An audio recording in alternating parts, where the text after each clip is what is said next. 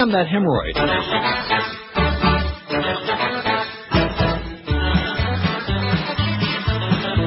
Oh! Abu Ghraib Acres ain't the place to be. Friends, unlimited ain't the life for me. Photographs of you are sent worldwide. You might end up in one of those naked piles.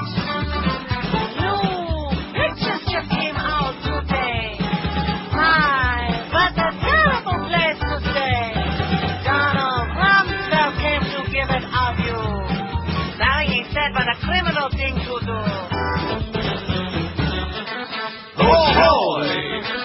Look around. No clothes. Look at that behold. On their heads, women's kites. They've lost all their rights. Abu Ghraib, don't go there. Abu Ghraib. You got it. 10:32 at 560 WQM. Hey, it's an early start today. This is amazing, isn't it? Yeah. You sound all whipped up to a frenzy about it. I am thrilled and excited. But the good news is that we got another Marlin game. Marlins win every day now. It's just they did have that one blip there in that doubleheader in Chicago. But other than that, they seem to win almost every freaking day. Can't stop the fish. Did the Cubs win or lose last night? And, of course, asking you, I'm taking my life in my hands. They lost. They lost, so that means only... And what about Houston? I don't know. What about Thelma Houston? You just start on top of these things. You'd think that you'd be checking that thing twice. I'm looking at the race, you know. I know that Houston's a game, but we're 2 games back. I know what's going on here. 2 games back? Yeah, we're 2 games back. No way. Yeah? No chance. How's that 2 games back of the wild card? Going to verify it right now? Yes. No. Guess what? I'll bet you Greg Reed's life on it that they're not 2 games. I know they're not 2 games behind the Cubs because pending the outcome of last night's Cubs game, they were only like well, the Cubs aren't leading the wild card. The Giants are. The Giants are. Well, when the hell did they sneak in there? Is Barry Bonds taking more steroids again? Yeah. I bet you Bobby's turning over in his grave. At any rate, so we got the Marlins and the Expos from U.S. Cellular Field, not Comiskey Park anymore in Chicago. Marlins on deck at 1:30. Oh! So we'll kind of step aside a little bit early, which we're kind of used to, starting late and leaving early. We're used to that. And then we got Mo Howard David, which we thought that would have been the end of that nonsense between after the ball game and 7 o'clock, the big at 7 and an EK after that. Then I'm looking at the schedule now. We got a Marlins Expos doubleheader tomorrow, but unfortunately for us, it doesn't start till 2:30 the pregame. And they got Mad Dog 2 to 2:30 tomorrow. Do you think a hot shot like the Mad Dog is coming in for a half an hour tomorrow? No. No chance. Half an hour, my ass. So we got that at 2:30, and then I'm looking at Thursday and Friday as I got this new schedule faxed to me, and excitedly I looked at it, and oh no. I see Mo Howard David on Thursday and again on Friday. I don't see any sign of the humper. I don't see hide nor hair of the big fat humper on there, and that's starting to get me really porked off, you know? Get with it, Greg, you idiot. Man.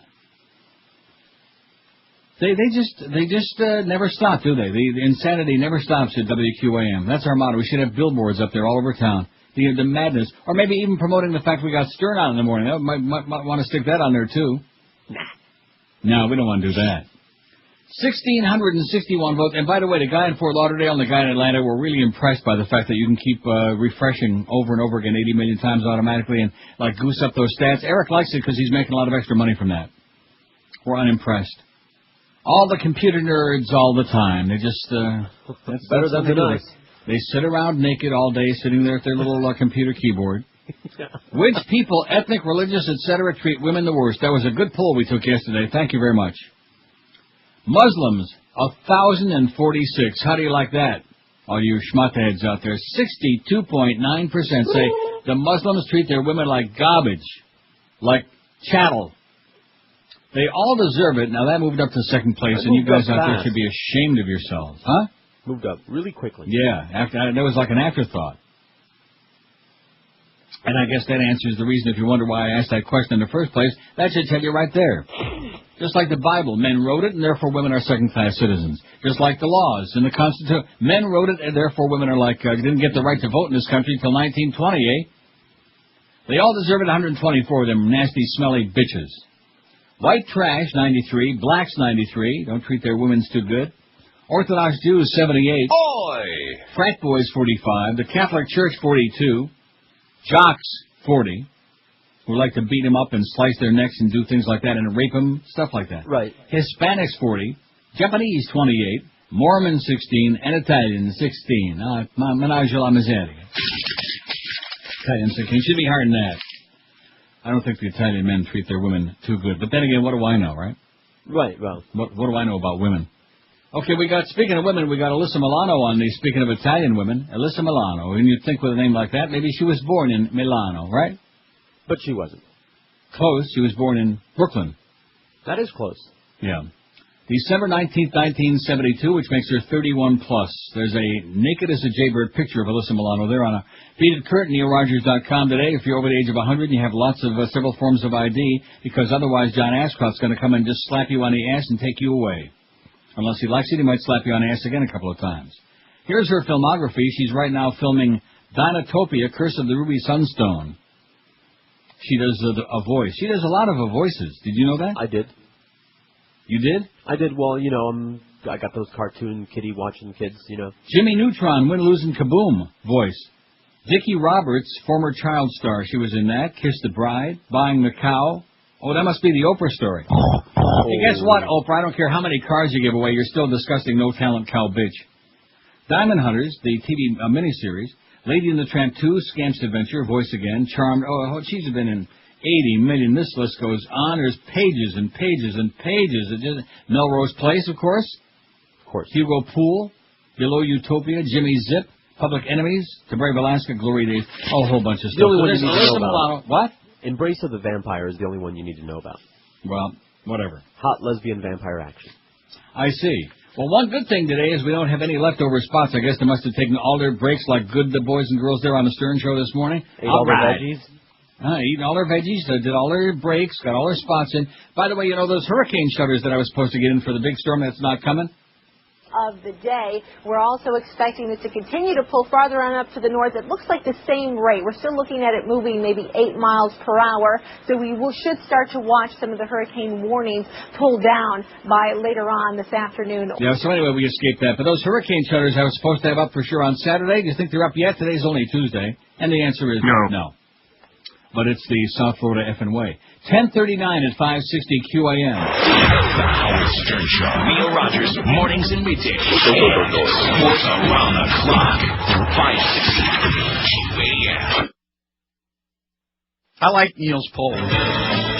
New on the Geriatric Channel. You came here to put me in a home. From the makers of Pimp My Ride, it's Pimp My Walker.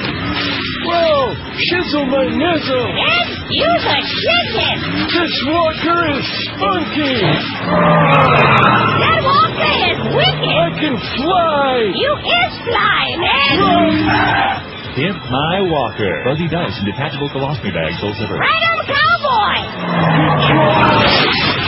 10:44, 560 WQAM. Happy Tuesday to you. So anyway, speaking of that, our poll question, and thanks to the listener out there faxed in yesterday, a sensational idea for a poll. That's 2 good polls in a row. How do you like that? Wow.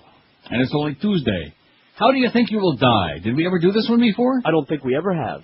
Well, how do you like that? I'm pretty sure we didn't do that one yesterday either before. Well, that puts a lot of pressure on me for the rest of the week. I might just have to call in sick tomorrow through Friday. Yeah. How do you think you'll die? Old age or natural causes? That's all one together. In fact, we already got some votes on there, so might as well take a look at it, right? Right. Since we just got it up there. Old age / natural causes, 12 out of the first 27 votes that just trickled in. Heart attack, 6. That's what I voted. Boredom, 4. Cancer, 2. A traffic accident, 2. In a terrorist attack, only 1. And in a hurricane, only 0. None yet. Right. But I bet you if we'd have taken that same poll like 4 or 5 days ago, like Friday. Oh, my God. Hurricane might have had a few more. Oh, as a matter of fact, I'm glad I mentioned hurricane, because we got Lucia Newman from CNN. You think that all the stuff that you saw during Francis was something, all pales into insignificance compared to this bitch they got there, Pinar del Rio, Cuba, yesterday and then again this morning. Although yesterday was a little bit better. She nearly got blown right off the screen, but she was really... This is just an example of what is happening in all of this of the seaside towns here in Pinar del Rio. The residents were evacuated at least a day in advance of Hurricane Ivan, and they are not being allowed to return here to try and pick up the pieces until the weather improves and until the seas recede. It is still unclear. I'm very sorry. She damn near gets blown off the screen. That was beautiful. Anyway, I'll tell you, Josh may not be real good with these baseball scores and information. But I was right about that, wasn't I? At least he's consistent. He's full of crap. The Cubs beat the Pirates 7-2 yesterday. Well, they're 2 games. They're 2 games right back about that part of it. Oh, yeah, that's right. Why should you be completely right? A little bit of correct information can't be all bad. He was right about what he was right about. Yeah. The Marlins are 2 games behind in a wild card behind the Giants, and the Giants are a half game ahead of the Cubs. So you figure that out. And like I said, it was 1 game pending the outcome of the game yesterday, the Cubs and the Pirates, which the Cubs won 7-2, in spite of what Josh Cordes is peddling around, a lot of propaganda about the Cubs lost. Unbelievable. Here's a good story. Man eats grandson's corpse. Zambian police have arrested a man who exhumed, cooked, and ate part of his grandson's corpse, police say. Police spokeswoman Brenda Montemba said a hunter found the man eating pieces of flesh in a graveyard in Malambo, 370 miles north of the capital Lusaka. The man exhumed the corpse and cut off some flesh, which he cooked in a pot and started eating. We went to the grave of his grandson and verified that he had exhumed the body, Montemba told Reuters yesterday.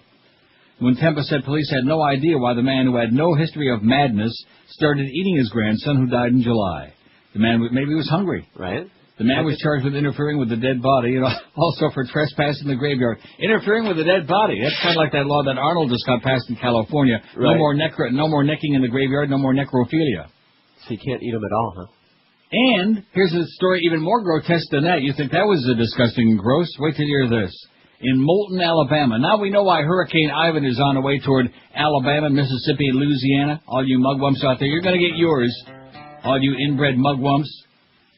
Probably, in fact, that's probably why it was struck and just missed, because God sometimes misses. He has a near miss. Mm-hmm. Probably the poor bastards in Punta Gorda. That was really meant for Naples, Fort Myers, and the Beasleys, no doubt. Especially you, Joyce. Damn it. Oh, can I say that? Better call up Joyce and see if I can say it. Damn it. God. Lynn, this is in Moulton, Alabama. You think they're Moulton in Alabama? Lynn Goebel never imagined the cost of a John Kerry, John Edwards bumper sticker could run so high. This is what America has come to, boys and girls. Goebel of Moulton didn't pay a cent for the sticker that she proudly displays on the rear windshield of her Chevy Lumina, but said it cost her a job at a local factory after it angered her boss, Phil Gaddis. Gaddis, a Decatur bankruptcy attorney, owns EnvironMate, a cellulose insulation company in Moulton. Gaddis didn't return phone calls from the Decatur Daily News about the alleged Thursday firing. Goebel said she consulted a lawyer but then changed her mind about going to see him. She said she has cried about the incident and must do without income for 3 weeks while the State Unemployment Commission decides if she's eligible for compensation. Goebel said she was averaging 50 to 60 hours a week on the plant's bagging machine. The lady there at the Unemployment Commission said that she's never heard of a firing like this ever before, Goebel said. She gave this account of the story. We were going back to work from a break. My manager told me that Phil said to remove the sticker off my car or I was fired, she said. I told him that Phil couldn't tell me who to vote for. He said, go tell him. She went to Gaddis' office, knocked on the door, entered it on his orders. Phil and another man who works there were there, she said. I asked him if I had to remove the sticker. He said, yes, I did. I told him he couldn't tell me who to vote for. When I told him that, he told me, I own this place. I told him he still couldn't tell me who to vote for. Goebel said Gaddis told her, get out of here. I asked him if I was fired. He told me he was thinking about it. She said, I said, well, am I fired? He hollered and said, get out of here and shut the door. She said her manager was standing in another room, and she asked him if that meant for her to go back to work or go home. The manager told her to go back to work, but he came back a few minutes later and said, I reckon you're fired. I reckon. Isn't that good? I reckon you're fired. You can either work for him or John Kerry, Goebel said. I took off my gloves and threw them in the garbage and left, Goebel said. Though she's unemployed and uncertain if she'll get her job back, Goebel said she doesn't regret her decision to keep the sticker on her windshield. I would like to find another job, but I would take that job back because I need to work. She said it upset me and made me mad that he could put a letter in my check expressing his political opinion, but I can't put something on my car expressing mine. She was referring to a flyer that this is incredible. She was referring to a flyer that she said Gaddis placed in employee envelopes to remind them of the positive impact that President Bush's policies have had on them. An employee at the plant who wouldn't identify himself confirmed the contents of the letter. Goebel provided a copy of the flyer that says, just so you will know, because of the Bush tax cut, I was able to buy the new hammer mill. I was able to finance our receivables. I was able to get the new cat skid steer. I was able to get the wire cutter. I was able to give you a job. It further says, you got the benefit of the Bush tax cut. Everyone did. What a bunch of mugwumps, man. Unbelievable. Yeah, Just, it's become the American effing way. I'll tell you that right now. 5670560, pound 560 on the Verizon Wireless, singular wireless lines. Might get a few calls in here today now. A little bit more relaxed than yesterday when we had to just fly through this thing. Right? Yeah, because we had to cram all those extra spots in. That was heavy duty. As a matter of fact, now that you mention that, let me take a look at the, oh yeah, she's done it again. There you go again, girl, or whatever you are. The water Nazi, she's done it again. She's crammed 4-minute breaks, 3 of them in the 1 to 1:30 half hour. So those of you who want to depart at 1 o'clock, you're excused. Oh, thank you. Bye. On the outside. Oh. Because we got that Marlin pregame coming up at 1:30, and we sure don't want to sacrifice any of them spots because that's our motto at QM, spots be us. Just as long as we get the spots in, we don't give a flying crap about anybody or whether we even get the information right or servicing our accounts. And by the way, Adam, I still didn't hear any more about those shutters. I shudder to think about how that whole thing's going to end. I think it's going to end in a very ugly way. Line 9 is with us, WQAM. Hello. Yeah. What is... Yeah, okay. Back to you. That was it. That was it. WQAM, hello. What's the sizzle, my nizzle? Right. 5670560. I told you this is good because we're going to get a whole lot of good calls in here today, I right? really missed that restaurant since they closed down. Which one is that? Shizzler. Yeah, the Shizzler. You got lots of shit there. All you can eat. Lots of what? Shit. Oh. What do you think I said? I don't even want to go there.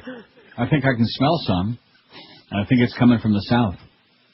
Maybe I should start singing some of them songs from the Song of the South. WQAM, hello. Yes, am I on the air? Yes, sir. It sounds exactly like your voice. Thank you. About the woman in Alabama that lost her job over that.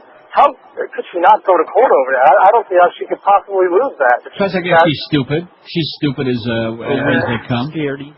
Yeah. What judge wouldn't award her a settlement? I don't know. Thank you. Amen. Well, you get right on it, okay? Call a good lawyer if you can find one. Of course, it'd be one of them down-home judges, too. Yeah, it'd be one of them Yahoo judges. Probably knows Mr. whatever his name was, Geezer or whatever his name. Wearing overalls under his cover-out. Mm-hmm. You bet. WQAM, hello. QAM. Yeah, I want to ask Neely what a mugwump is. WQAM, hello. Hi, silly. How you doing? Look in the mirror, jackass. WQAM, hello. Neil God. Yes, sir. I just wanted to point out in case I don't know if you actually catch any of the Howard show at the end. No, there. I do not. No. Well, I didn't think you did, but I just wanted to make mention that Duff and Clarence or whoever it is that's pushing the buttons, and when they get going, it really makes for quality radio. You know what I mean? I don't know what you mean. They just push the button and it drops and you can't hear anything, so all you hear is either Can I ask you an honest question? Seriously. I mean, you're not in the radio business, right? No, not at all. Even though you're not in it, you're just on the outside as a listener. Yeah. If you were in this business, would you put a program on the air that you had to have two people sitting at a button? In other words, you had so little confidence that you could air the content of that program that you had to keep pushing a yellow button and dumping and dumping. What would be the point of doing that, of screwing up the whole lineup of the entire radio station to put a program on the air that you can't allow to be on the air? Well, what's the point in that? Sell spots? What is it? Sell spots, perhaps? Oh, sell spots. What a concept. Neil, and another thing, the girl that says the American effing way, can you play that whole thing? No. What whole thing? Oh, the voicemail I think he's talking about. Yeah, the one I redid the... That's the American effing way. Yeah. I'll have to redo that just like I did the drop there. I'll redo it for you just to make you happy. The voicemail has other things in there that we can't play. Like what? Holes. Really? Really? Okay, so like I said, no, but have a great day. No, we can't say or play anything anymore, thanks basically to one agent provocateur in town, who evidently is up to his old tricks again in spite of... See, this is one thing about the religious fanatics, the self-proclaimed holier-than-thous. We're better than you are, and you're a bunch of perverts. But in the meantime, they just can't even live up to their agreements. And no matter what it is that they say, they're lying through their teeth. So we're on to you, okay? Looney Tunes. We're onto your crap, and you just can't restrain, you can't control yourself because you're obsessed with me, obsessed with this program, obsessed with Howard Stern. It has nothing to do with cleaning up the airwaves. And the idea that all of American broadcasting is going to have to come to a screeching halt, and we have to have two people sitting on yellow buttons because of one individual who's decided that, who's appointed himself as the moral censor for mankind, unacceptable is what that is. Trust me when I tell you. 10:56 at 560, because if one person wants to break an agreement, then the other one very easily can, and really unleash a torrent of truth about who's responsible for why you keep hearing them dumps on the Howard Stern Show, and why that goes on. Trust me, like I said. Anyway, if you got a business, or if you're in charge of ordering inkjets, thermocarbon paper, and supplies, I want you to pick up that phone right now and call 1-800-287-9212. That's the number for A-Laser Recharge, the toner recharge cartridge specialists. They provide service, support, and maintenance for most makes and models of machines to make them run just like brand new again. When you call 800-287-9212, you'll save money on all your printing and office equipment supplies. For those of you who haven't called, what could you possibly be waiting for? When you call 1-800-287-9212, you'll be dealing with Just Bob, who's been supplying businesses in South Florida with what they need in most cases within 24 hours. A-Laser Recharge can save you up to 50% on new cartridges as compared to depot pricing, too. All the cartridges sold by A-Laser Recharge are remanufactured, not refilled. Any schlep on a street corner or anywhere in the world can sell you a cheap refilled cartridge, but you only get what you pay for, so why buy crap? Remanufactured cartridges are the only way to go. Write down this number and call these folks as soon as you can because they'll save you a pile of money. 800-287-9212, A-Laser Recharge, part of their individualized service, and offer you a no-questions-asked satisfaction guarantee. So whether it's toner, cartridges, all of these things, just pick up that phone and call Just Bob at A-Laser Recharge, toll-free, 1-800-287-9212, or log on to their website, alaserrecharge.com. 1-800-287-9212. Listening to Neil Rogers exclusively on 560 QAM. Only in the Banana Republic, baby. Only in Miami. This November, make your voice heard in a soothing and non-interruptive way. This November, soft rock the vote. Hello, I'm Phil Collins. Please join me and my other adult contemporary friends and soft rock the vote, won't you? Isn't that right, Gloria? That's right, Phil. I'm Gloria Estefan. Get on your feet, come on, and make it happen. Register for Soft Rock the Vote today. If you stopped paying attention to the issues about the same time you stopped paying attention to music, then you're just the type we need to soft rock the vote. Sup, I'm Darius Rucker from Hootie and the Blowfish. Remember me? Yeah, it doesn't matter. As long as you remember to soft rock the vote. Don't you agree, Michael? Hey, I'm Michael Bolton. And if there's one thing a man loves more than a woman, it's his right to express political opinions, as outdated as his taste in music. So whether you're in the dentist's office, an elevator, the supermarket, or at Grandma's house, get down, but not too loudly or rhythmically, and register to Soft Rock the Vote. All right. It's 11:02. Ooh, I like that. What was that? Drop a It was a little extra bonus. I love this fax we just got. This is a great idea. Reminds me of that cab ride I told you about. I had back one night. Did I tell you about that dark-complected cab driver who was falling asleep? It covers a lot of territory anymore, dark-complected. Yes, well, he was falling asleep at the wheel, and it was about 2:30 in the morning. I was like, kept clearing my throat real loud as if to say, are you awake, or is it just, am I assuming because you're weaving all over the road, maybe you're just a bad driver, or both of these things? No, it was just your imagination. Maybe you were falling Anyway, asleep. the fact is, I want to die the same way my grandpa, the bus driver, died, in a peaceful sleep, not yelling... This is so great. Not yelling and screaming like his passengers. That's great. And, of course, it would have been the same in that cab ride back from my Woodbine. That'll teach me to be plunging my brains out. I never would have done it again. Anyway, how do you think you will die? That's our poll question today. A magnificent. How come our audience don't fax us in more polls, man? We get some great ones from this crowd. Not that many, but when they do come in, they're pretty good. How do you think you'll die? Old age / natural causes, leading the way, 45. Wishful thinking, that's what I voted. 144, I got them good genes. I can't get them on, but I got good genes. Heart attack, 41. Cancer, 25. Boredom, 16. Oh, and especially in the afternoon. Wow. Come on, bring the humper back, will you, please? Yeah, let me just finish the pull before I go off on that. All right. Traffic accident 9, terrorist attack 5, or in a hurricane 3. Look at the fat. Are you watching CNN? No. Did you see the blubber on that kid? Jeez, there we about go. like a 19, 20-year-old guy. Not a bad-looking kid, as a matter of fact. He had boobs like even Oprah's aren't that big. I mean, just... Speaking of boobs. Yes? I'm seeing some now. That's what I'm talking about. That's what you're looking at. Thank you, yes. Oh, look at that. There's Boob Shambi. At any rate. Now, what I was going to talk about the humper. I was going to go off on that, and then you interrupted me with a bunch of boobs. Look at those porkers, man. Look at the fat. Oh, look at that. Oh, jeez, even I'm not that fat. Oh, yeah. Anyway, fat. Let me just tell you right now, fat is gross. Take it from somebody who sees it in the mirror. Every time I get out of the shower, I look at it, oh, jeez, grotesque. Fat is really nauseating. All right? Not that I want to make any of you other fat people beside me feel real bad about it, because I know it's frustrating and very difficult, and, difficile. But one of them things, man, fat is bad. It kills you, and it looks like crap. Fat people are just... And you know the people that really break my heart? Well, we've talked about this before. Are like people who really would be very, very great-looking people, male, female, in between, undecided, and if they weren't so fat. Right. You know what I mean? If not for. Yeah, if not for the fact that they had all that pudge on their... Right, that is tragic. Yeah. And you want to say to them, God, if you lose about 30 or 40 pounds, I might, have to come see you again. You want to, and sometimes I do. Do you really? Yeah. Well, car bomb it back. So you keep interrupting me. I'm trying to talk about my good friend the Humper, and you keep interrupting with a bunch of boob stuff and fat. How is it possible? First of all, I mean, I know my agent's a schlump. You know, he's obsessed with his faggotry and faggery and all of that. That's all he knows in baseball. That's basically it. But what kind of an agent and a lawyer could Hank have, the Humper, a big shot like him that's on TV, nationwide, everything, that allows this crap to go on where we keep reading, like Saturday, there was another Barry Jackass piece about, well, Hank Goldberg's at home, but he still hasn't heard from Greg Reed, and they still don't know whether he's coming back. And I mean, how long do you put up with that? Sure, he's getting paid for not working, but in the meantime, he's got like all these years invested in the marketplace, probably about 30, man. And they're still waffling on this.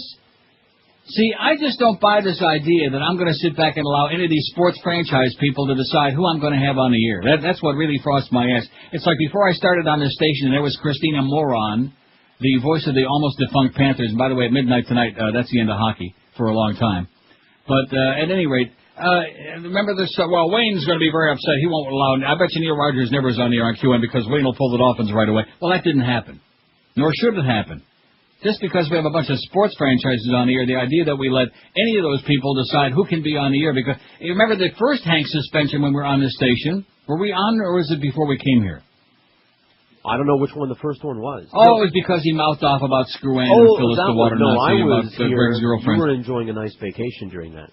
Well, at any rate, they made up this bogus story about he ripped the food in the press box at P.P. Park, and that's why he was suspended. Does anybody believe that garbage? No. You know?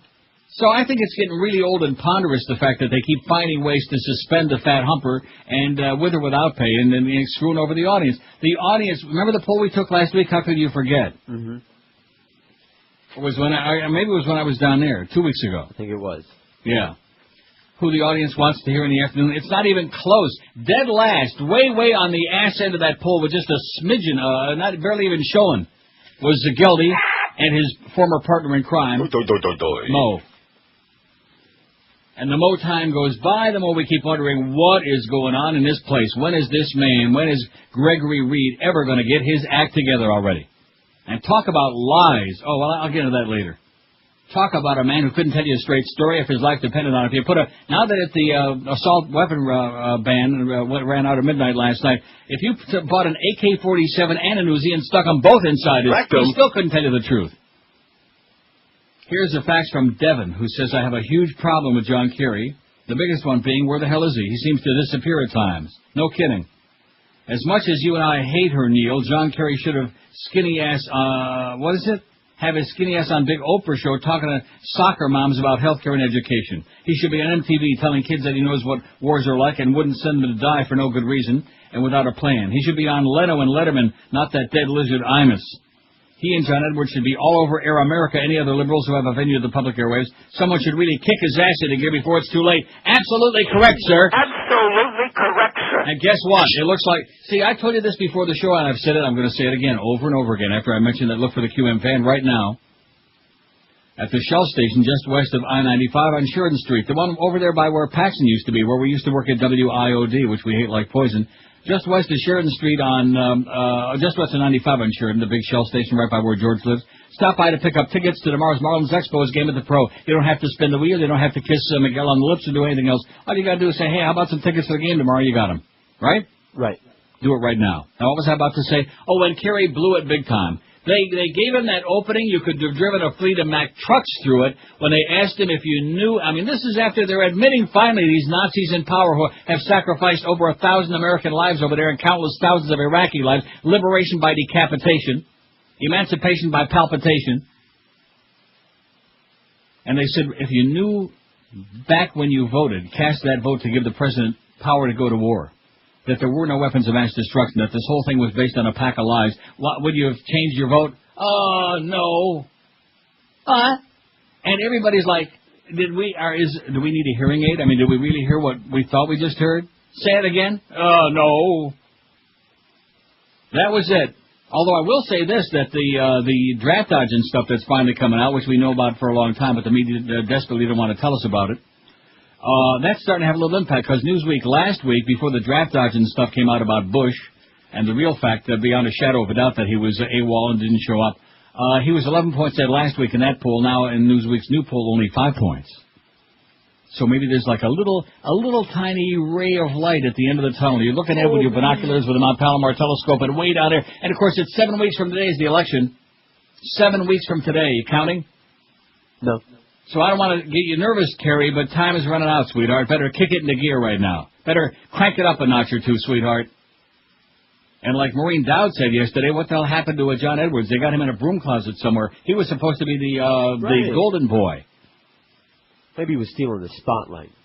What spotlight? Kerry sure as hell ain't no spotlight. We need to put... And, of course, poor Bubba, he's at home in Chappaqua recuperating. Probably getting serviced every now and then. And certainly not by that ice princess. Anyway, some more bad news from Iraq. Bad news del Iraq. Assailants today launched 2 deadly assaults at Iraqi police targets, killing 47 people in a car bombing at a police recruit line in Baghdad, and 12 police officers in a drive-by shooting in Bakuba. Or is that Bakuba? No, An Islamist website today posted claims of responsibility for both attacks by a group affiliated with Jordanian militant Abu Musab al-Zarqawi. Oh, not again. Deadly attacks against police targets have been a constant in the Iraqi insurgency as rebels attempt to intimidate Iraqis and thwart them from joining the fledgling government security forces whose growth and power are important to Iraq's future stability. Future stability, my ass, okay? You got a bloodbath going on over there, and it's getting worse every single day. And the public says, oh, but he's so good on that war on terrorism. And all the reports point out that he was a total failure in the war on terrorism, that there is no real war against terrorism. And don't confuse the public with the facts, because Oprah gave a card to every bitch in the audience yesterday, so bug off. And we're watching Jerry Springer. Oh, speaking of Jerry Springer, oh, my God! I'm watching it now. How did I almost forget about Angela Hudacek? I beg your pardon? Not Darcy Hudacek, Chuck. Angela Hudacek. Who'd have thought? Don't you know this Texas woman? Did you see her on there? No. What show did they have her on last night? I'm going to tell you, this Texas woman, the daughter disappeared, the 12-year-old daughter. Okay. No. And the stepfather wrote love letters and said he was madly in love with the daughter, and now she's been to Disney World and she's been all over and huh? No, I don't know about that. Oh man, you talk about it was like an on-air audition for Jerry Springer. I have never seen such a mugwump woman in my life. I can't believe it. And she got a little bit nervous when the daughter told her, well, Daddy, meaning the stepfather, Daddy touched my poopy. But she don't think he ever done it again. Oh, boy. 12 minutes after 11 at 560 WQAM. Happy Tuesday to you. Marlins, they are kicking ass, baby. Now, the Cubs won yesterday, 7-2. Don't let Josh Cordes give you any more phony ball scores. In fact, whatever he tells you, the opposite is true. Take him to the track. Whatever horse he bets, just cross it out. Okay? Have him keep picking until there's only one left, and then that's the one to plunge your guts on. We're in that game today, Josh? He's just joshing you. I think his brain is about the size of a... See him. Oh, speaking of that, if you're on the Atkins, the South Beach Sugar Busters, or any low-carb, sugar-free diet, head for Delights of West Boca. For years now, Delights has helped thousands of low-carb dieters out there get rid of that disgusting fat I was talking about only moments ago and achieve their weight loss goals. And now Delights of West Boca is celebrating their 14th Big Fat anniversary with special discounts of up to 50% off on low-carb products like Carbolite, Pure Delight, Carb Sense, and lots more. And as their anniversary super special, you can save half off on all Atkins brand foods and supplements, too. Don't forget their fantastic selection of low-carb bakery items like cheesecakes, breads, rolls, brownies, and lots more. And as always at Delights, and this is one of the great things about this store, you can sample anything in the store before you buy it to make sure you likes it. They got a knowledgeable staff who know low-carb dieting inside and out, and they're open every day till 10, too. Don't forget that guaranteed lowest price policy on all Atkins, Carbolite, Pure Delight products at Delights. They will not be undersold. Delights of West Boca, you'll find them on the northeast corner of Glades and 441, right next to the ubiquitous Boston Market, or call them toll-free at 1-877-LOW-CARB, or on the web it's lowcarb.com. That's LOWCARB. Don't forget, Delights of West Boca, the one and only, your official Atkins retail center. You're listening to Neil Rogers exclusively on 560 QAM. The Neil Rogers. And welcome back to Jeopardy 2097. I'm Alex Trebek V. With me is our winner for the past 92 Earth years, Ken Jennings. It is a pleasure to be here, Alex number 5. Oh, it should be noted that during the Great Space Battle of 2042, Mr. Jennings was reanimated as a cyborg who's won a grand total of $987 quadrillion. Ken, take the category, please. I'll take things only I know for 10 million, Alex. Answer. This rare plutonium isotope was... What is 94.11-J? Correct. And to save time, I'm now going to give the answers to all the other remaining questions. Well, that's highly irregular. What is Underoos? What is DEFCON 5? Who is Ambassador? Blanket Jackson? What is Mag Caterpillar? Where is Six Flags Over 3? Well, join us tomorrow for another thrilling edition of Jeopardy 2097, followed by Geodesic Sphere of Fortune. 11:19 at 560 WQM. I have something coming off the printer right now that you're going to just love. All right. Here it is. Oh, okay. Well, how many pages is this? 2 pages, okay? Got the first one in my hand right now. I'm going to reach back and grab the other one. Got it. A business school professor who taught George W. Bush at Harvard University in the early 70s says the future president told him that family friends had pulled strings to get him into the Texas Air National Guard. As this chicanery, this farce, this BS, this another in a long series of lies continues to be unmasked, and just in the nicotine. Yoshi Tsurumi, in his first on-camera interview on the subject, told CNN that Bush confided in him during an after-class hallway conversation during the 1973-74 school year.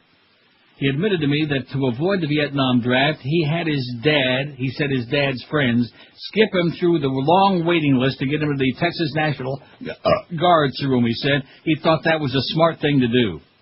While the campaign hasn't responded directly to Tsurumi's allegations, White House Communications Director Dan Bartlett said last week, every time President Bush gets near another election, all the innuendo and rumors about President Bush's service in the National Guard come to the forefront. In other words, they start getting a little bit too close to the truth. Bush has said in the past that neither he nor his father sought special treatment for him. Any allegation that my dad asked for special favors is simply not true, he said in '99. Tsurumi said Vietnam was a hot topic among the 85 students in his class when he was a visiting associate professor at Harvard from 1972 to 76. He now teaches at Baruch College in New York. What I couldn't stand, and I told him he was all for U.S. continuing the fight with the Vietnam War. That means he was all for other people, Americans, to keep fighting and dying, but not him. Kind of sounds like what's going on now, don't it? A little bit. With all his buddies, the chicken hawks, the neocons, the lunatics. Tsurumi got to know Bush when the future president took his Economics Environmental Analysis for Management, EAM, a required 2-semester class from the fall of '73 to the spring of '74, Bush's first year at Harvard's business school. Tsurumi said he remembers Bush because every teacher remembers their best and worst students, and Bush was in the latter group. Lazy. He didn't come to my class prepared, Tsurumi said. He did very poorly. Tsurumi concedes that he disapproves of Bush's politics. He wrote a letter to the editor of his hometown newspaper, the Scarsdale Inquirer, that derided the president's claims to be a compassionate conservative. Somehow I found him to be totally devoid of compassion, social responsibility, and good study discipline, Surumi said. What I do remember about him is he was all the kind of flippant statements that he made inside the classroom as well as outside. Surumi said he's not working for any Democratic group or for the Kerry campaign. The only activity I do is to vote for Kerry, he said. But Surumi's been speaking out against Bush by giving newspaper and radio interviews. The professor's comments come as former Texas politician, former State House Speaker and Lieutenant Governor Ben Barnes has said it was he who got Bush into the Guard, yada yada. And anybody who don't want to believe it, you're just farting in a windstorm, okay? You're farting into that big, gigantic hurricane in the Gulf. Now, what's all this other stuff you sent? Wow. Stuff. About a pages Boca and principle. pages of stuff. A little interesting. It is? If you live in Boca. Well, let me just read it cold here, okay? Is this... Oh, God. Well, let me give it a shot, okay? I'll have to trust your judgment on this, all right? All right. Which is sometimes okay, and then, of course, sometimes. Yeah, when he speaks, Principal Jeff McKee said... Now, what is this from? Where is this from? I don't know. From the fax machine. No, I understand that.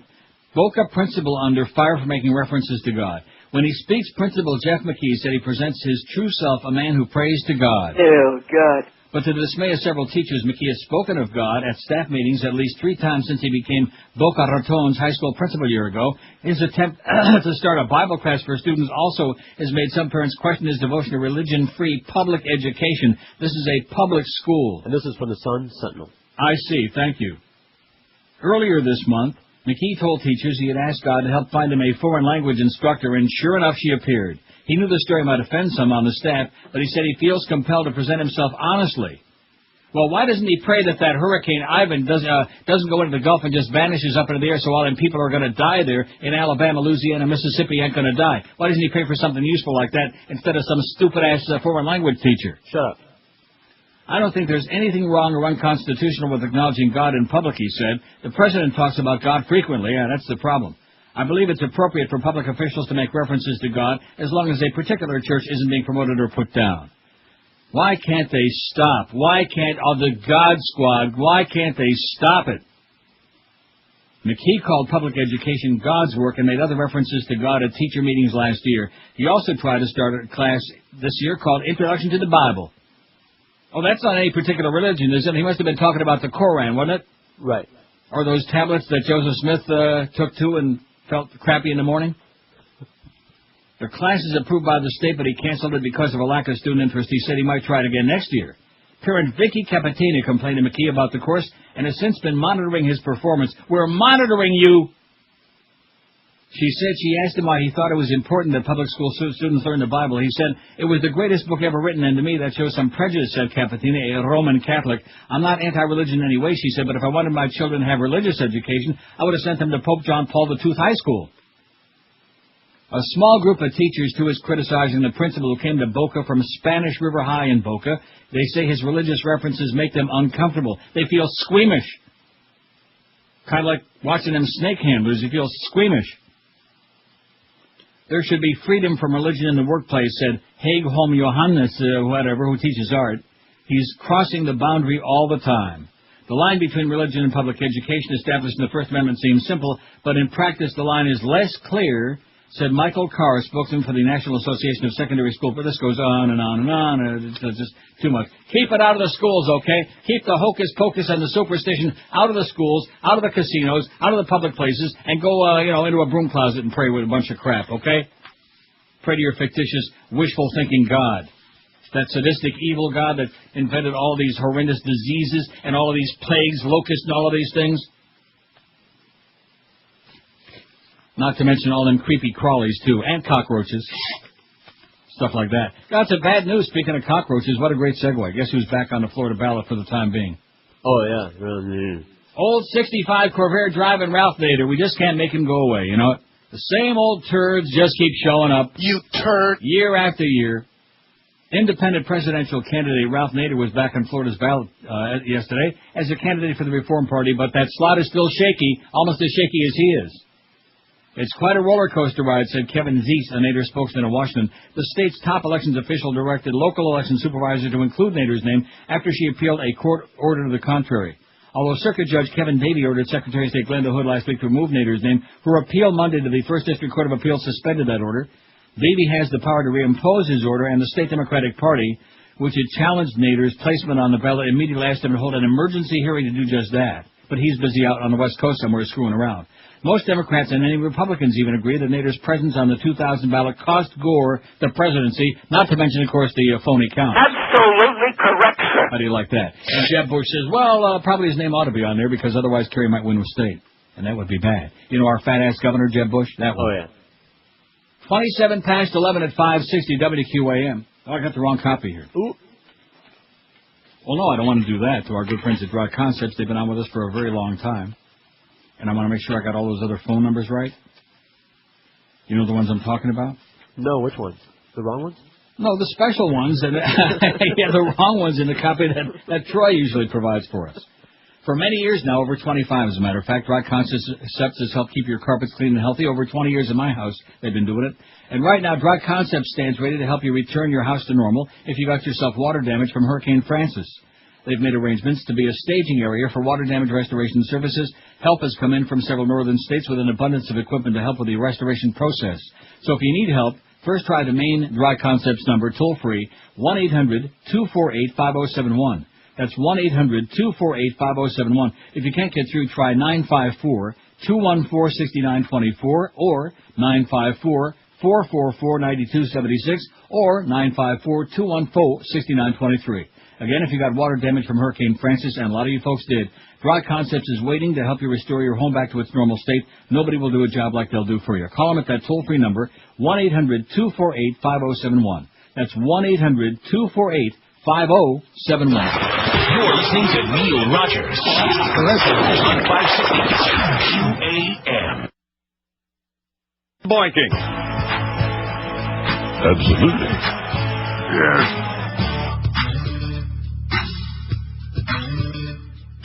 A little ditty about Amber and Sky. One's a psychopath and the other is high. Sky's gonna go away to prison. Amber just said he never took her fishing. Sucking on champagne with a strawberry in it. Scott got Amber naked in just a couple of minutes. Scott said, hey Amber, let's go buy a Christmas tree. And then a little bit later on, I'll go on a killing spree. And Scott say, oh yeah, I'll marry you. But first there's a little thing I need to do. Said, oh yeah, we'll be engaged soon as I get over my homicidal rage. A little ditty about Amber and Sky, two American kids who'll never tie the knot.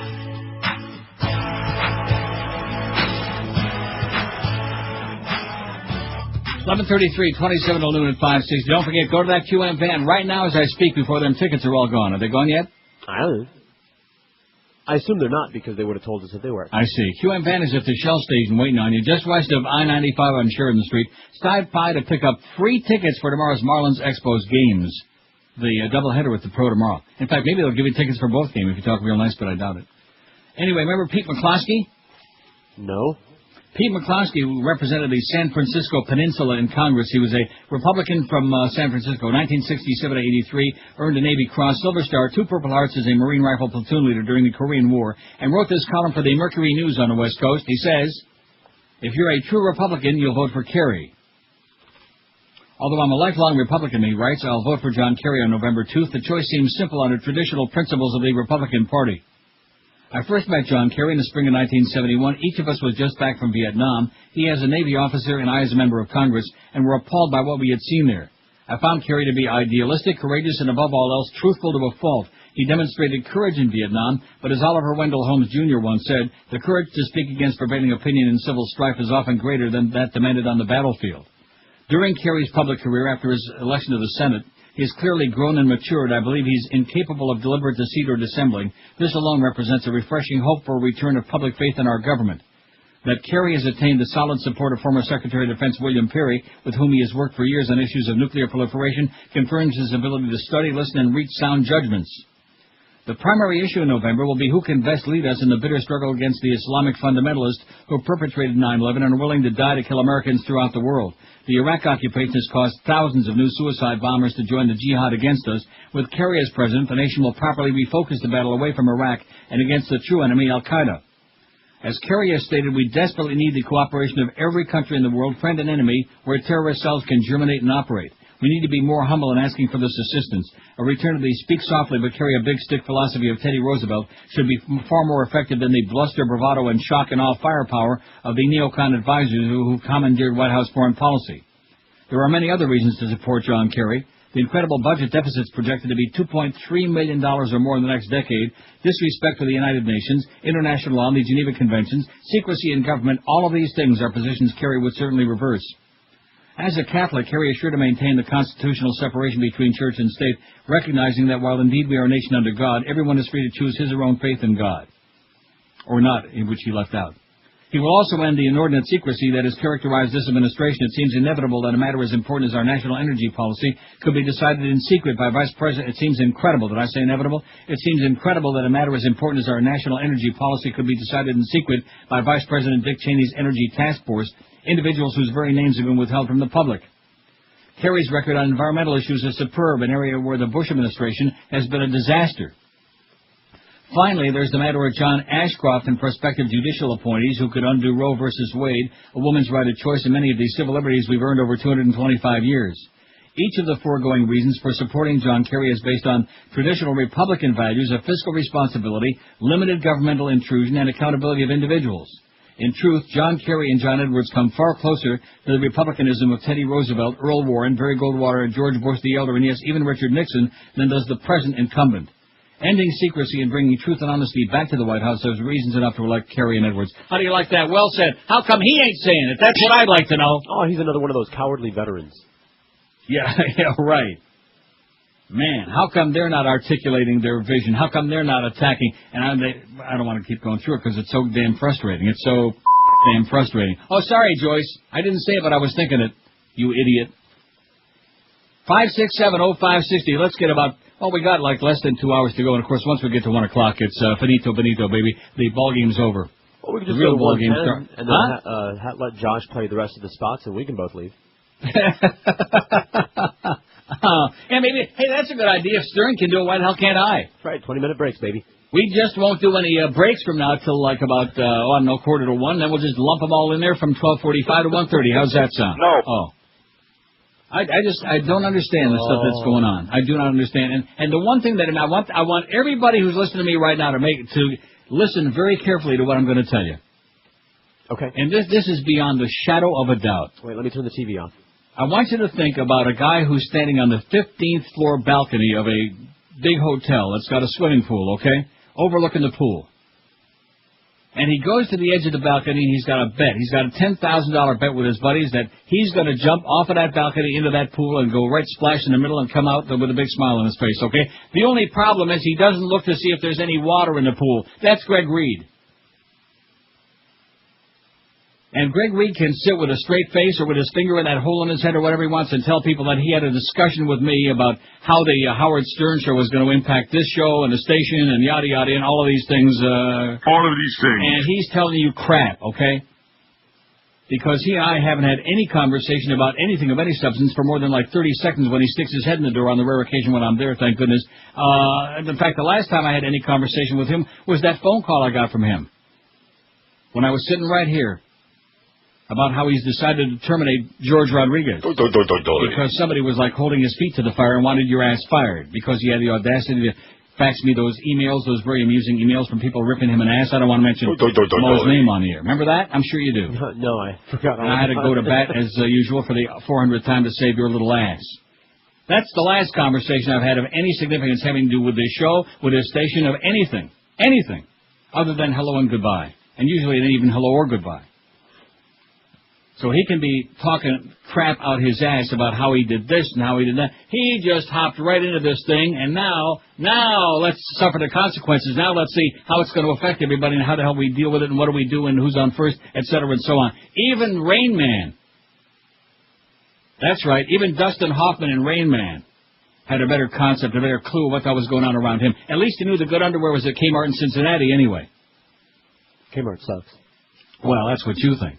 And by the way, don't ever get in the phone booth with him either. You're listening to Neil Rogers exclusively on 560 AM.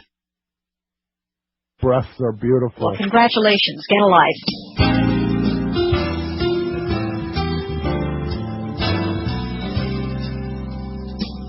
The way he wears his hair, that steely blue-eyed stare, he'll make you feel like a chump. Oh, get ready for more Donald Trump, his fancy penthouse suite, his pedicured 2 feet. I wonder who he'll dump on The Apprentice 2 with Donald Trump. Who will be this season's Omarosa? I wish they'd bring back Sam. No matter who makes it through, Trump won't give a damn. He'll make it look like swine through Georgia and Caroline. He'll make him wanna jump. Yeah, that's the magic that is Donald Trump. 248-pound lump. Thursdays on NBC. He's back on your TV. He's got a big old rump. Oh, but he don't care because he's Donald Trump. Has chauffeured limousines. Still wears Jordache jeans. And when he hits a slump, he comes back stronger cause he's Donald Trump. We will never know what it would be like to have a 40-room house, or to be in bed with that hot Melania Canals. The way he wears his hair, that steely blue-eyed stare, he'll make you feel like a chump. Oh yes, get ready for more Donald Trump. 248-pound lump. Amen. In fact, he put the M-A-N in man. You know what that stands for? What does that stand for? Much ado about nothing. See, people who have a lot of money, more power to them. No, nothing wrong with having a lot of money, even if you stole it like some people did. But I'm not interested. Okay, yeah. I'm not impressed. By the way, spend it, enjoy your life, just get out of my face, Right? Right. Why do we care about those people? Why do we care about what's his name and what's her name? What's her name? I don't know. Oprah? While driving this is a fax from one listener. While driving my 15-year-old home from a private Broward County high school, he asked if I thought President Bush might get reelected. I told him it is very possible, though I hope not. I asked, how come you're asking? And he responded, his social studies teacher told him that if Bush were reelected, the draft was going to be reinstituted. So now my son is anxious about the election, the war in Iraq, and the draft. Well, that's good, and hope your kid votes several times, even though he's not old enough, but he's close enough. Right. And one has to wonder, as much as we may agree with a social studies teacher, what kind of stuff is that to be telling the students in class? Right. Not that we don't disagree with it, but that's not right. the We point. agree wholeheartedly, but what kind of business is that for the social studies teacher? And I don't know which school that is, and it doesn't say, and it's probably just as well to be telling the students that if Bush were reelected, the draft is going to be we wholeheartedly disapprove of the teacher telling them that, but don't stop until after November 2nd. Right? Right. Totally inappropriate. Just like it's inappropriate for the God Squad to be injecting their bullcrap, their hocus pocus into a public school, especially. Outrageous. 300 and some odd votes on a poll there today. 317.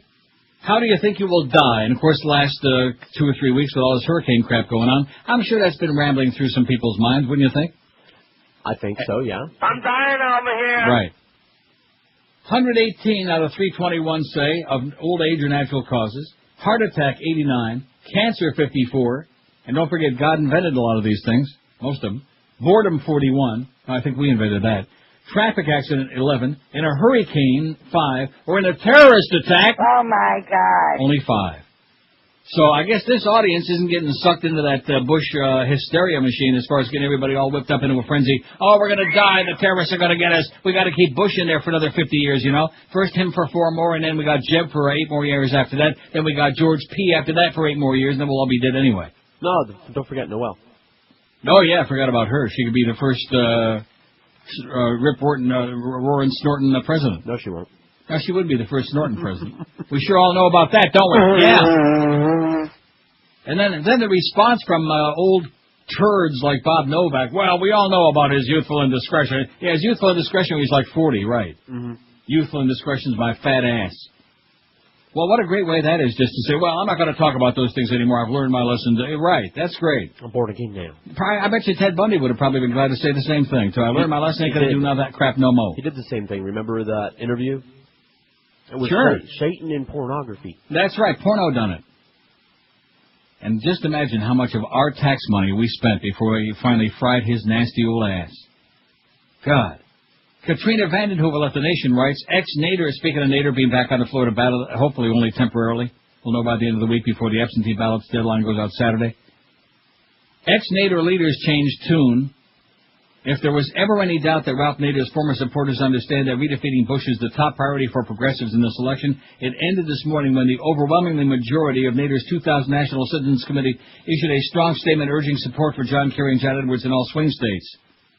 Among the more than 75 signers are Phil Donahue, Noam Chomsky, Barbara Ehrenreich, who used one of her New York Times columns to come out against Nader, Jim Hightower, Randall Robinson, Howard Zinn, Tim Robbins, Eddie Vedder, Susan Sarandon, Ben Cohen, and Colonel West. This urgent call comes at a time when it appears the Nader campaign is qualified for the ballot in some 23 states, a minimum of 10 which are considered swing states. Nader will probably also qualify for several other swing state ballots by the time of the election. In a race which remains both close and highly polarized, any of these states could end up as the new Florida and tip the Electoral College vote to Bush. God forbid. That's... Oh, God. While the 75-plus signers include a spectrum of views, all are united around a single proposition, ending the national nightmare of Bush. As Noam Chomsky describes the stark choice, help elect Bush or do something to try to prevent it.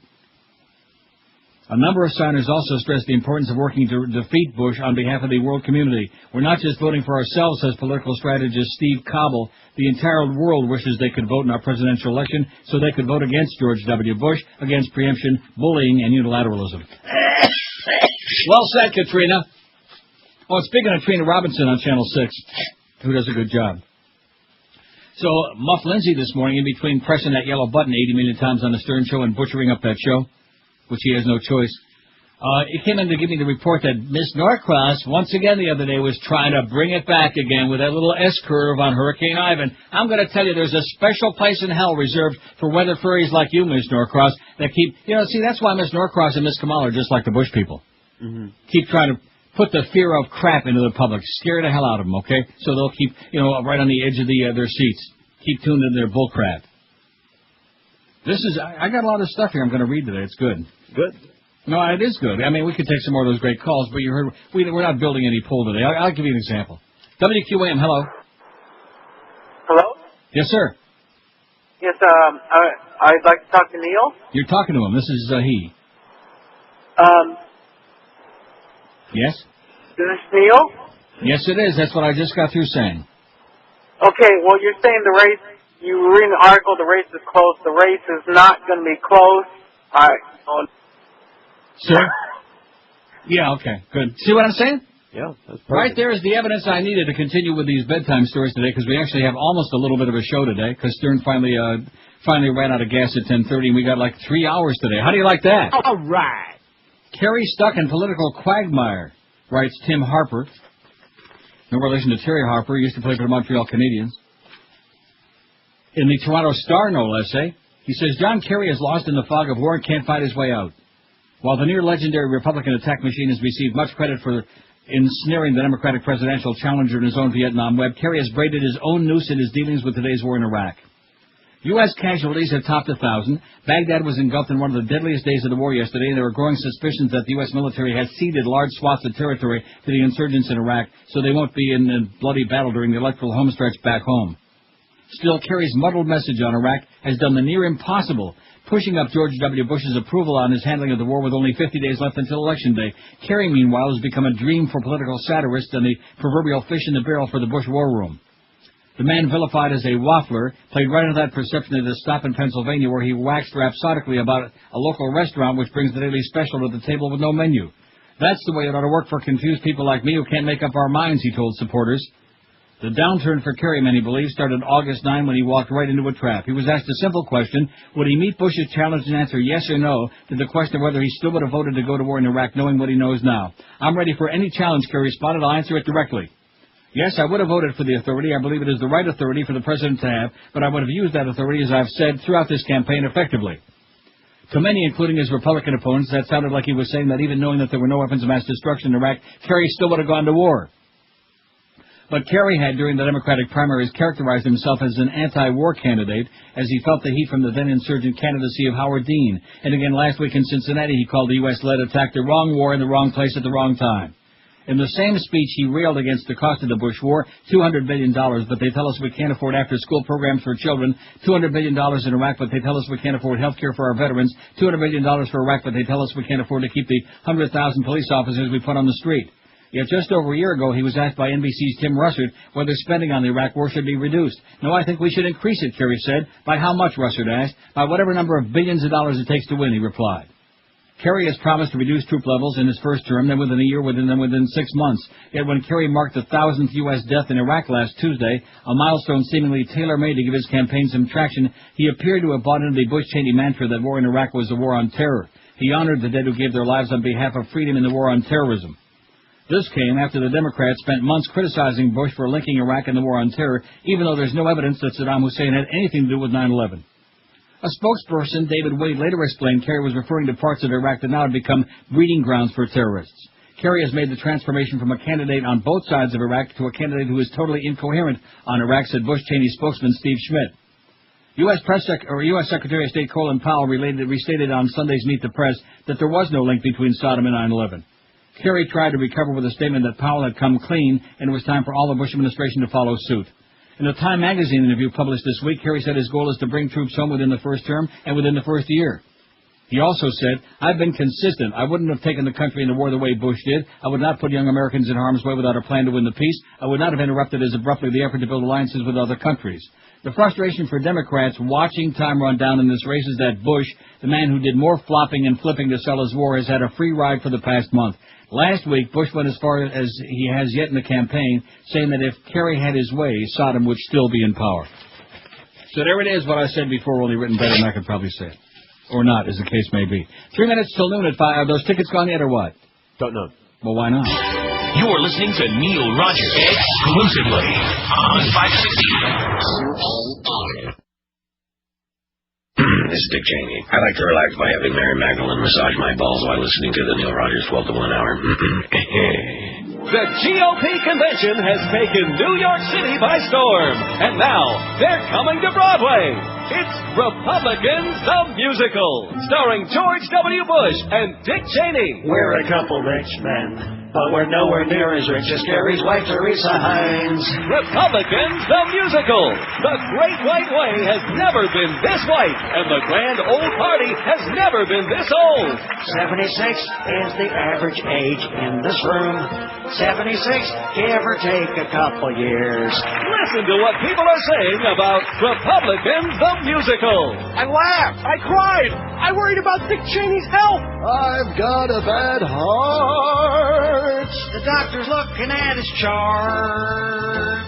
And the odds are saying I'll never live to see our second term start.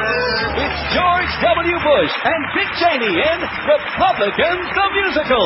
Join them as they entertain, inspire, and explain their fiscal policy. We'll borrow, we sure love to borrow, 'cause that's how the bills get paid. Yankee boy. You're the boss, Jorge. Don't miss Republicans the Musical. Now preparing for another 4-year run at the Rose Garden Theater. 1203 at 560 WQM. Some emotional cripple out there just sent us a fax who says, Neil, this is by far the sickest poll you guys ever did. Yuck. With a unhappy face drawn on it. I figured we'd get that eventually. Huh? Some people just can't don't like deal to with deal. death. Yeah. Well, like everything else in life, you have to deal with death with a sense of humor. Right. I mean, you're going to have to deal with it someday anyway. There you go. And the good Lord, of course, made sure of that.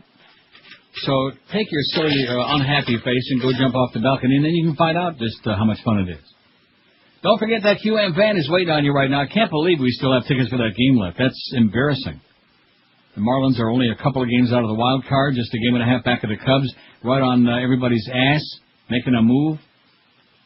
Look for the QM van right now at the Shell station just west of I-95 on Sheridan Street. Stop by to pick up tickets to tomorrow's Marlins Expos doubleheaders at PP Park. You can forget about it. As far as television catchphrases are concerned. What do you think is TV's? You haven't seen the story, have you? No.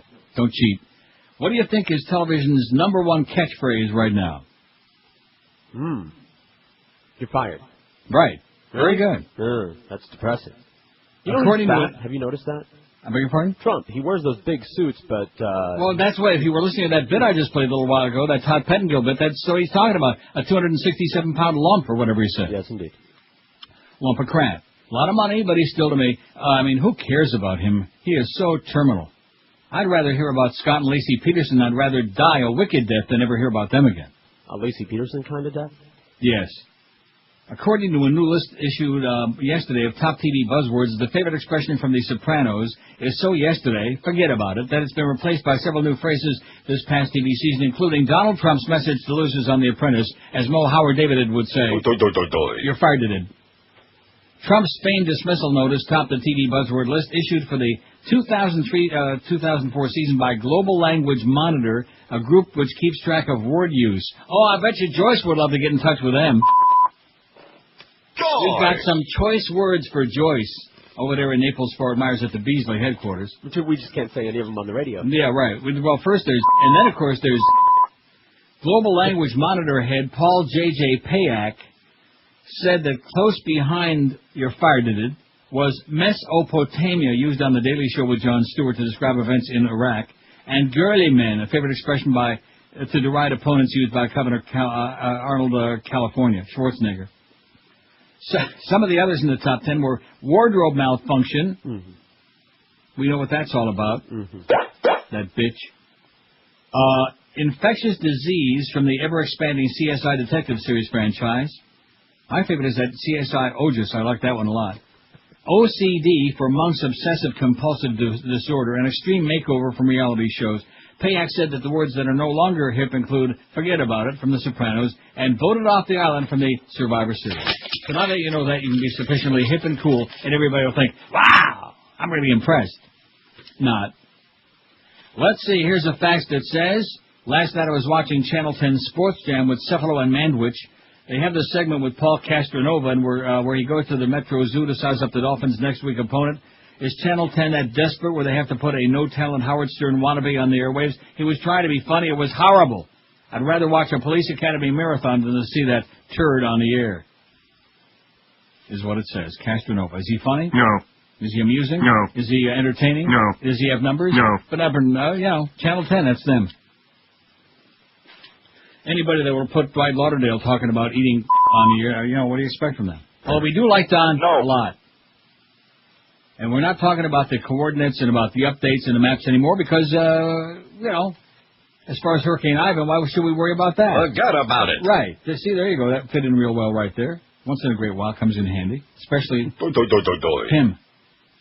567. I don't know whether we should, because we only have about an hour and 20 minutes, and then that 1 to 1:30 half hour. That's really desperate. WQAM, hello. All Spots Radio, hello. Not there. WQAM, hello. You're not actually punching things up. Oh, wait a minute. Final files. What's this here? I see the dots. Yeah. I'm punching and nothing is happening. That's never happened to you before, has it? But I'm seeing the dots, but nothing is happening. So punch up one and see what happens. I got it. WQM, hello. Hey, Neil. Yes, sir. Yeah, Hank was there also on that Sports Jam last night. Yeah? Yeah, he was just saying how you noticed he was in hiatus lately. Yeah, I saw him on Hiatus Road when I was down there last week. See, I can't get rid of that either. Get rid of it. So what does this mean? You've lost telemetry. Huh?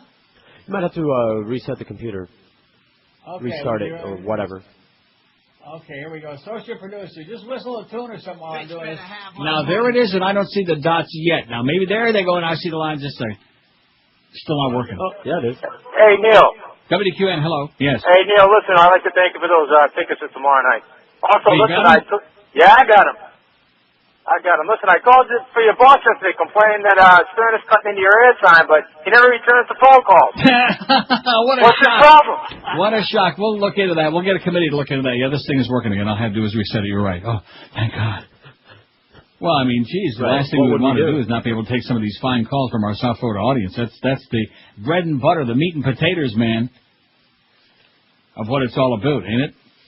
Okay. Hey, listen, calling Greg Reed and waiting for a return call would be like waiting for the shutters to go up on my house. Ever get any more information about that? Did Adam come in from our sales department breathlessly with an update on how come bada-beep, bada-boop, bada-bop? No. And that's because that's the South Florida effing way, boys and girls. Oh, yeah, we're going to have that up for you this weekend for sure. It's a damn good thing that storm took a U-turn. I think they must have known who I was doing business with. Took a me-turn. Man, oh man, that is just, it's so typical. The South Florida way in doing business. I'm going to have to call Action Line, I think. If things don't get straight out, then by tomorrow, if I don't have an answer, I'm going to call Action Line, is what I'm going to do. And then I might just shove some of them liars off that Alicia Bridges. WQAM, hello. Yeah, Neil, I want to let you know how juvenile your girlfriend Joyce is over there on the West Coast. Yes. I was watching my Brother Bear Disney film, long story short, and they had the excerpts on the extra DVD collection. And at the end there, to make it funny, they had a couple of outtakes, but it's just a cartoon. And they had the bears laying next to each other and they're farting and showing fart smoke and everything. Yeah. So this is being watched by little kids. Well, don't let Joyce hear that. Oh, little kids are hearing farting sounds. Oh, my God. Yeah, they're actually watching. I mean, not that I care for the farting noise. It's just ridiculous how juvenile your buddy Joyce is being out there. And you can see that stuff on a DVD with kids made by Disney. Absolutely correct, sir. I mean, we are under such a Gestapo-like mandate from the West Coast. You have no idea, and it's so ridiculous. And this bitch is about qualified to decide what we can say and what we can't say. As my late little Minton, in fact, even he in his death, in his little urn wherever he is right now, he's more qualified than she is. Well, I just figured I'd let you know that, Neil. I wonder if she has any kids, if when that part comes on, if she censors the fart noises from the kids from... She's probably sitting there farting up a storm right now over there on the West Coast just because of this conversation. Have a great day, Pally. You too, buddy. Don't forget, no farts. In fact, maybe they got a big sign like that with a circle with a slash through over there in Fort Myers. No farting sounds! Well... I mean, whatever happened to your sense of humor, Joyce? The FCC isn't going to fine us if we play farting sounds on the radio, okay? Stern is playing farting sounds up the ass, if I can say it. Can I say that? No. Oh, like I said, up the shoot. Yeah. Just like that thing. There's that woman, that Yahoo trailer trash woman on there with the missing daughter last night on national, I don't know what show it was on, MSNBC, one of them. And talking about how her husband, the girl's stepfather, tucked her poopy. How do you like that? I'm thinking, we can't even play farting sounds, and here on, of course it is cable, you understand, you can say poopy. Nevertheless, the fart humor that he was talking about has been part of regular TV kiddie shows. Well, of course! Now. Of course. In fact, it's really ironic because during the Super Bowl, the same Super Bowl that we had the Janet Jackson flap, all of that crap about the flap because of, I mean, we got it right on our website, still a picture of the Olympics. Now, how come when at the Olympic swimmer, how come when her boobie went popping out there, how come nobody raised a big stink about that? Well, because that was, accidental athletic competition, things. Oh, I see. So in other words, a breast is only evil if it's intentional. If you're flaunting it. Right. You gotta but the same piece of flesh, the same nippled piece of skin, if you should accidentally have it pop out, like on worldwide TV in the Olympics, then it's kosher, okay? Right. Well, it's like National Geographic. Yeah. Well, that's because that's on pubic television. The Howard Stern Show. Neil Rogers, mornings and middays. And sports around the clock. 560 QAM. And Neil Rogers. Theaters now. It's the movie so vile, so horrific, that you just can't stop watching it. Alien versus Sexual Predator. In one corner, a bizarre creature who looks like he came from outer space and makes noises that should never be heard on Earth. And in the other corner, an alien. You're just like me. You're bad. You know it. You know it. Alien versus Sexual Predator. He couldn't be stopped by the police. He couldn't be stopped by the courts. So they sent an alien. Oh my God! We're too late. It's already gone. Who? The alien? No, Michael Jackson. Ew. Gross. Yeah. Moonwalk to a theater near UNC. Alien versus Sexual Predator today. Alien vs. Sexual Predator is rated MDDNO 13 for Michael don't date nobody over 13. And don't forget, in Hialeah, it's, what the hell was that at the end? I don't know. Do it again. That was great. It's Alien versus Alien in Hialeah and Sweetwater. 12:17 at 560 WQM 130. We got the Marlins in the Montreal Expos. Big game at PP Park, and then a doubleheader tomorrow starting at 3:05, pregame 2:30 tomorrow. We get out of here at 1:30 today. How do you like that? Medium. I like it medium. Dementia and the voter. This article in the Washington Post is so on target for our South Florida audience, something they can relate to. And, of course, you have to be crazy if you vote for Bush. Absolutely. But beside that, Florida neurologist Mark Swerdloff was taken aback when one of his patients with advanced dementia voted in the 2000 presidential election. The man thought it was 1942 and Franklin D. Roosevelt was president. The patient's wife revealed that she had escorted her husband into the booth. I said, "Did he pick?" And she said, "No, I picked for him," Swerdloff said. "I felt bad. She essentially voted twice in the Florida election, which gave Bush that alleged 537-vote victory in the White House." As swing states with large elderly populations, such as Florida, gear up for another presidential election, a sleeper issue has been gaining attention on medical, legal, and political radar screens. Many people with advanced dementia, kind of like our General Mangler, appear to be voting in elections, including through absentee ballot. Although there are no national statistics, 2 studies in Pennsylvania and Rhode Island found that patients at dementia clinics turn out in higher numbers than the general population. That's great!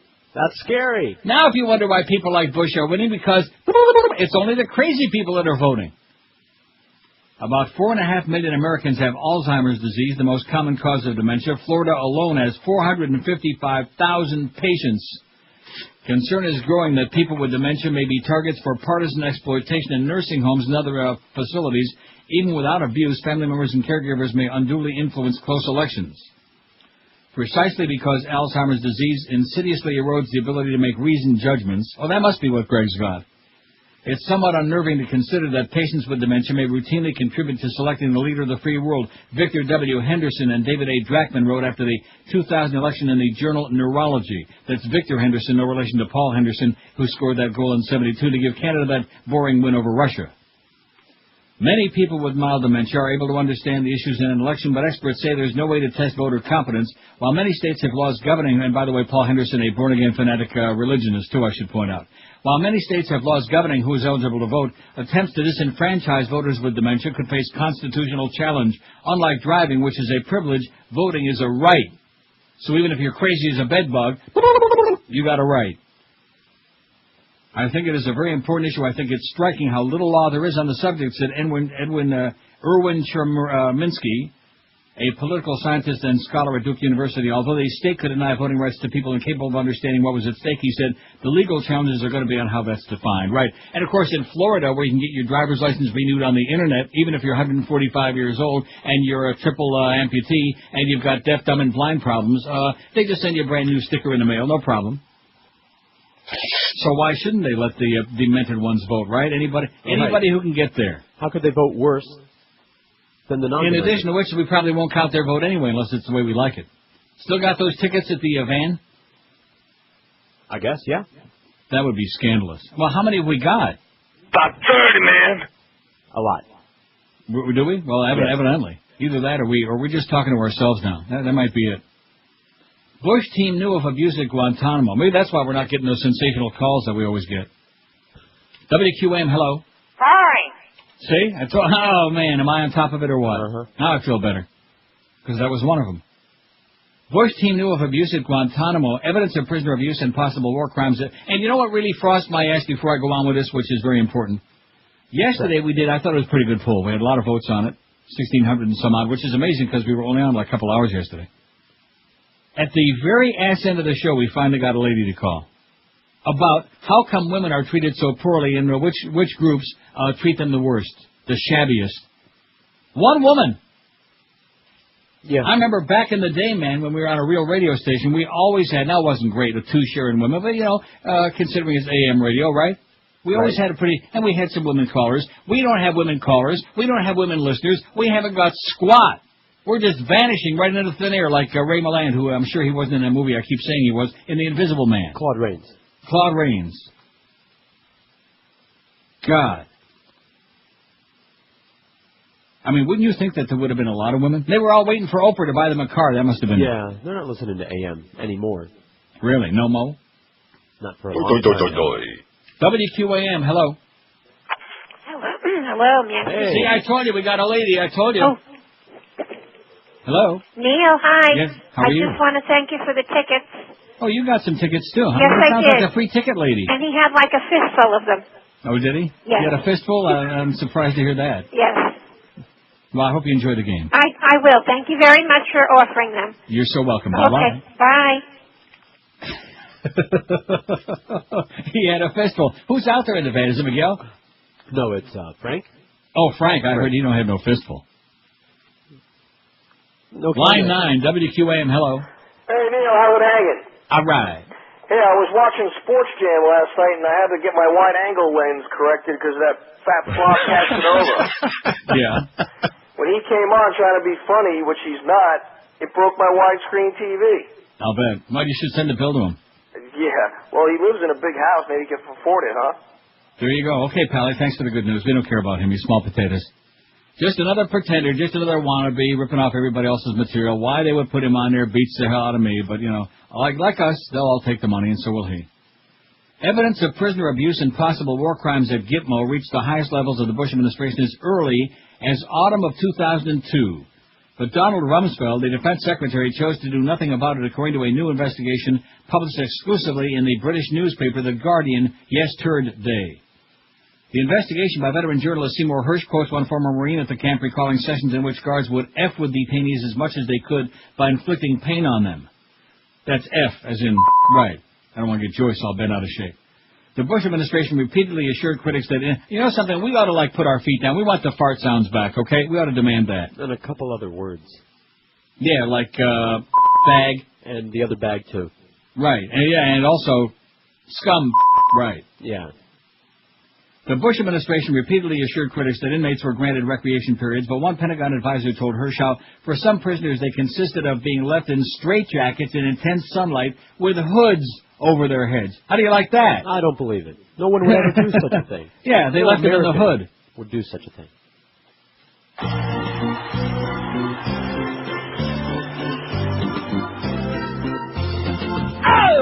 Let's abuse some more prisoners.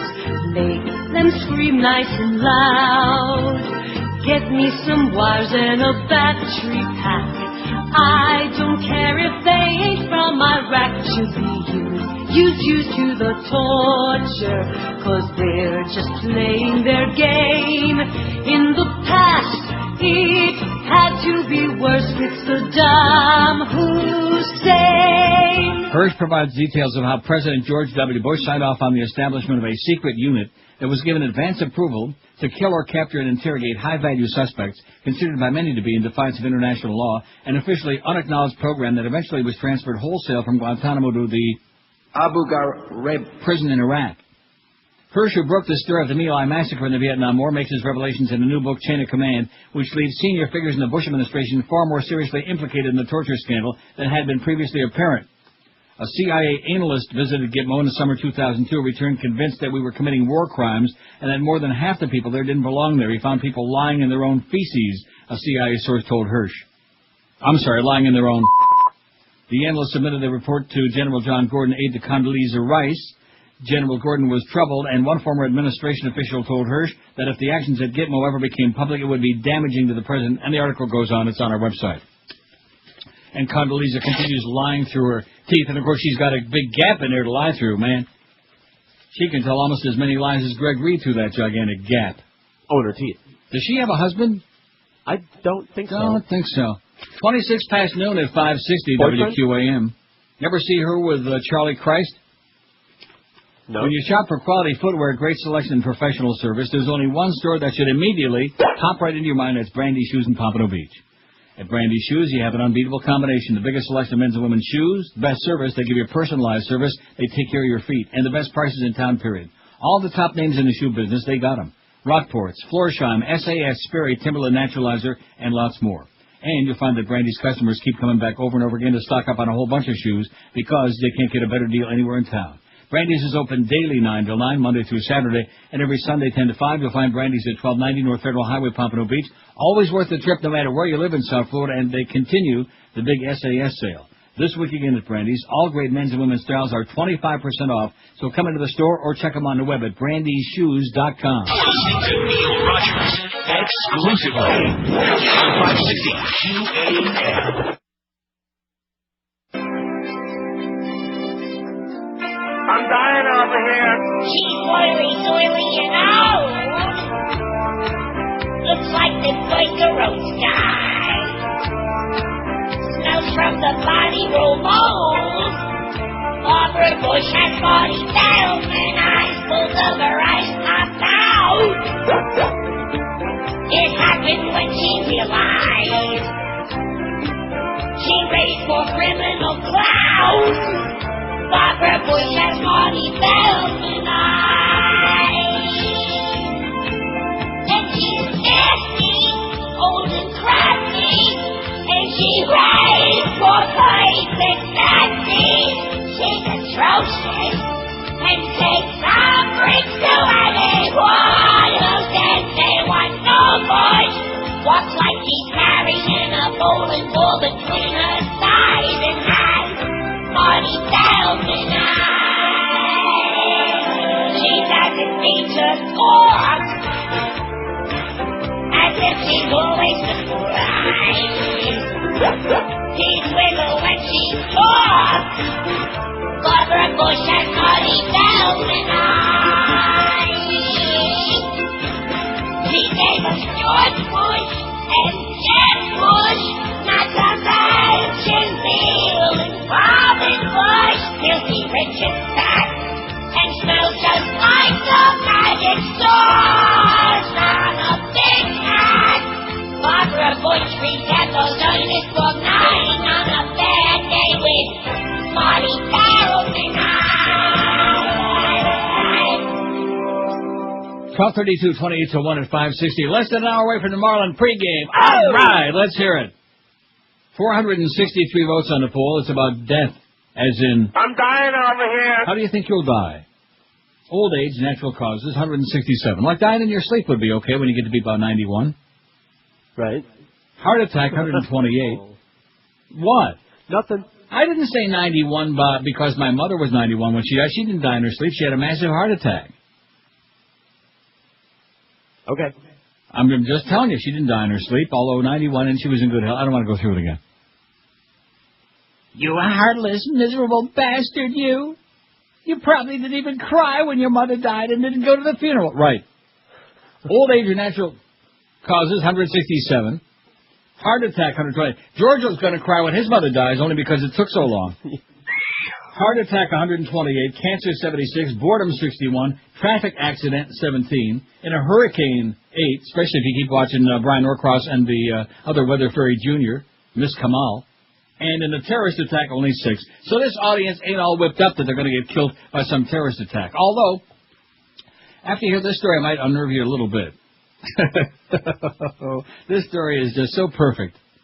Government experts are investigating a claim that an unarmed nuclear bomb lost off the Georgia coast at the height of the Cold War might have been found, an Air Force spokesman said yesterday.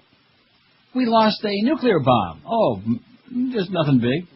The hydrogen bomb was lost in the Atlantic Ocean in '58 following a collision of a B-47 bomber and F-86 fighter.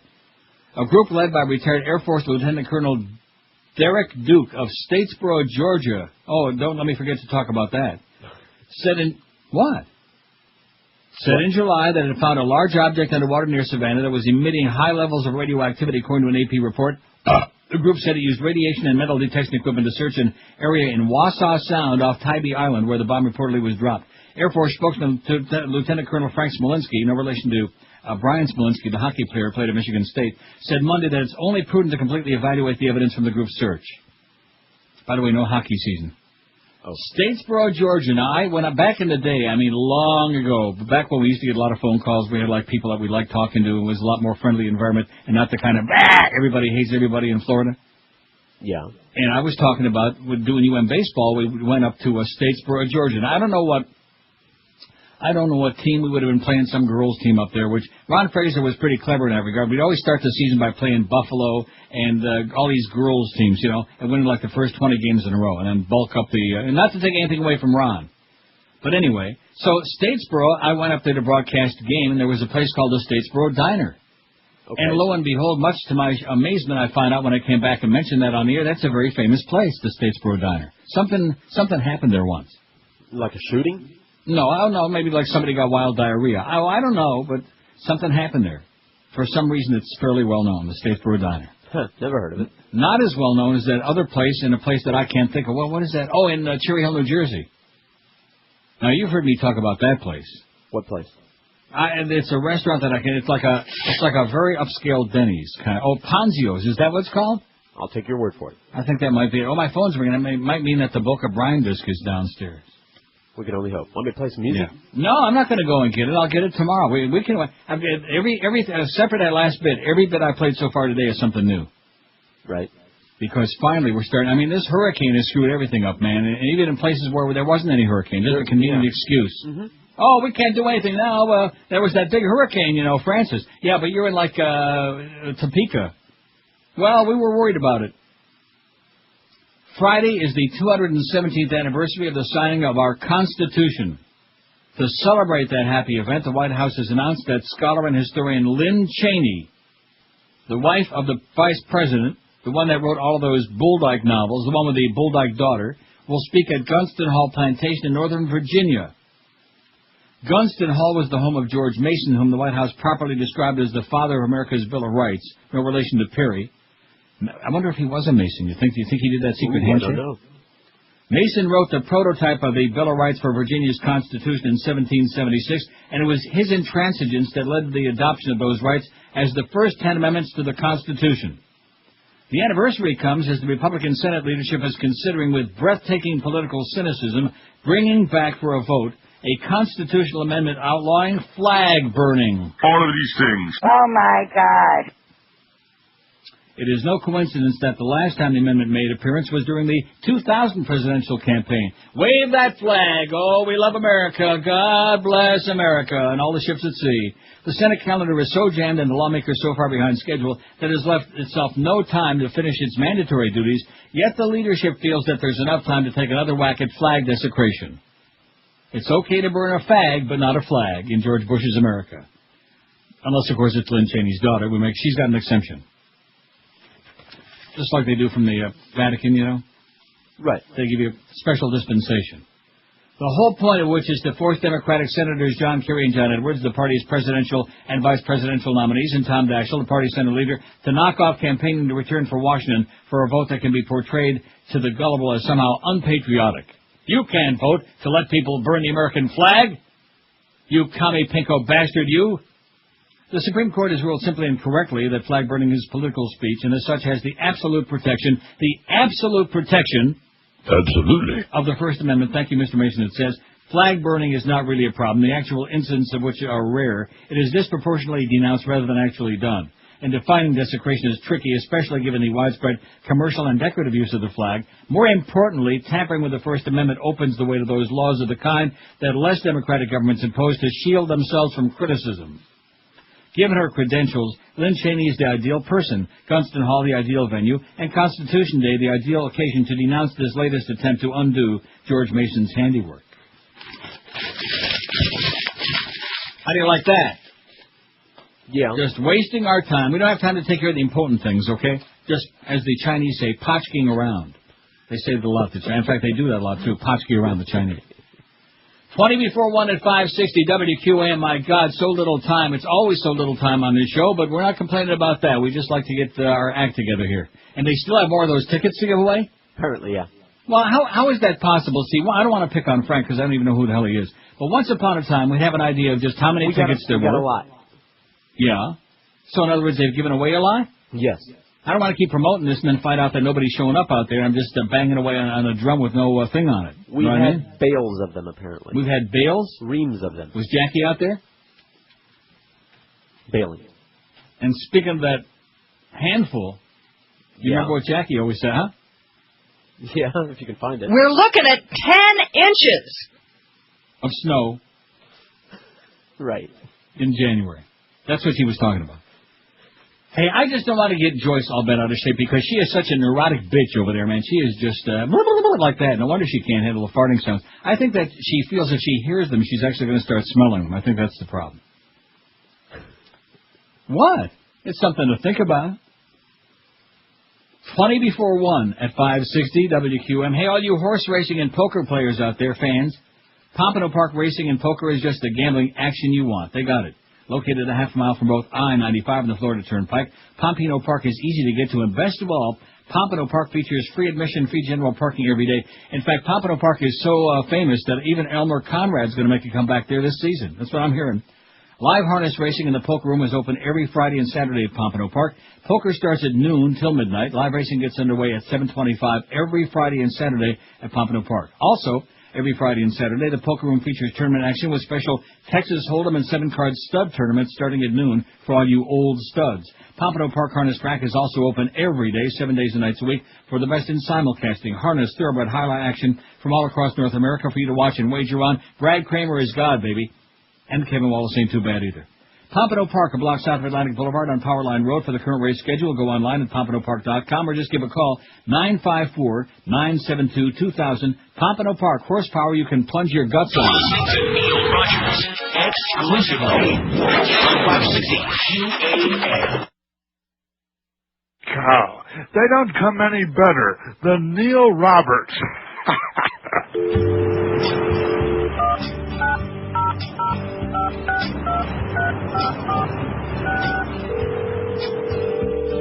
Sitting in a hotel room, calling 900 numbers until noon, talking on the phone all day.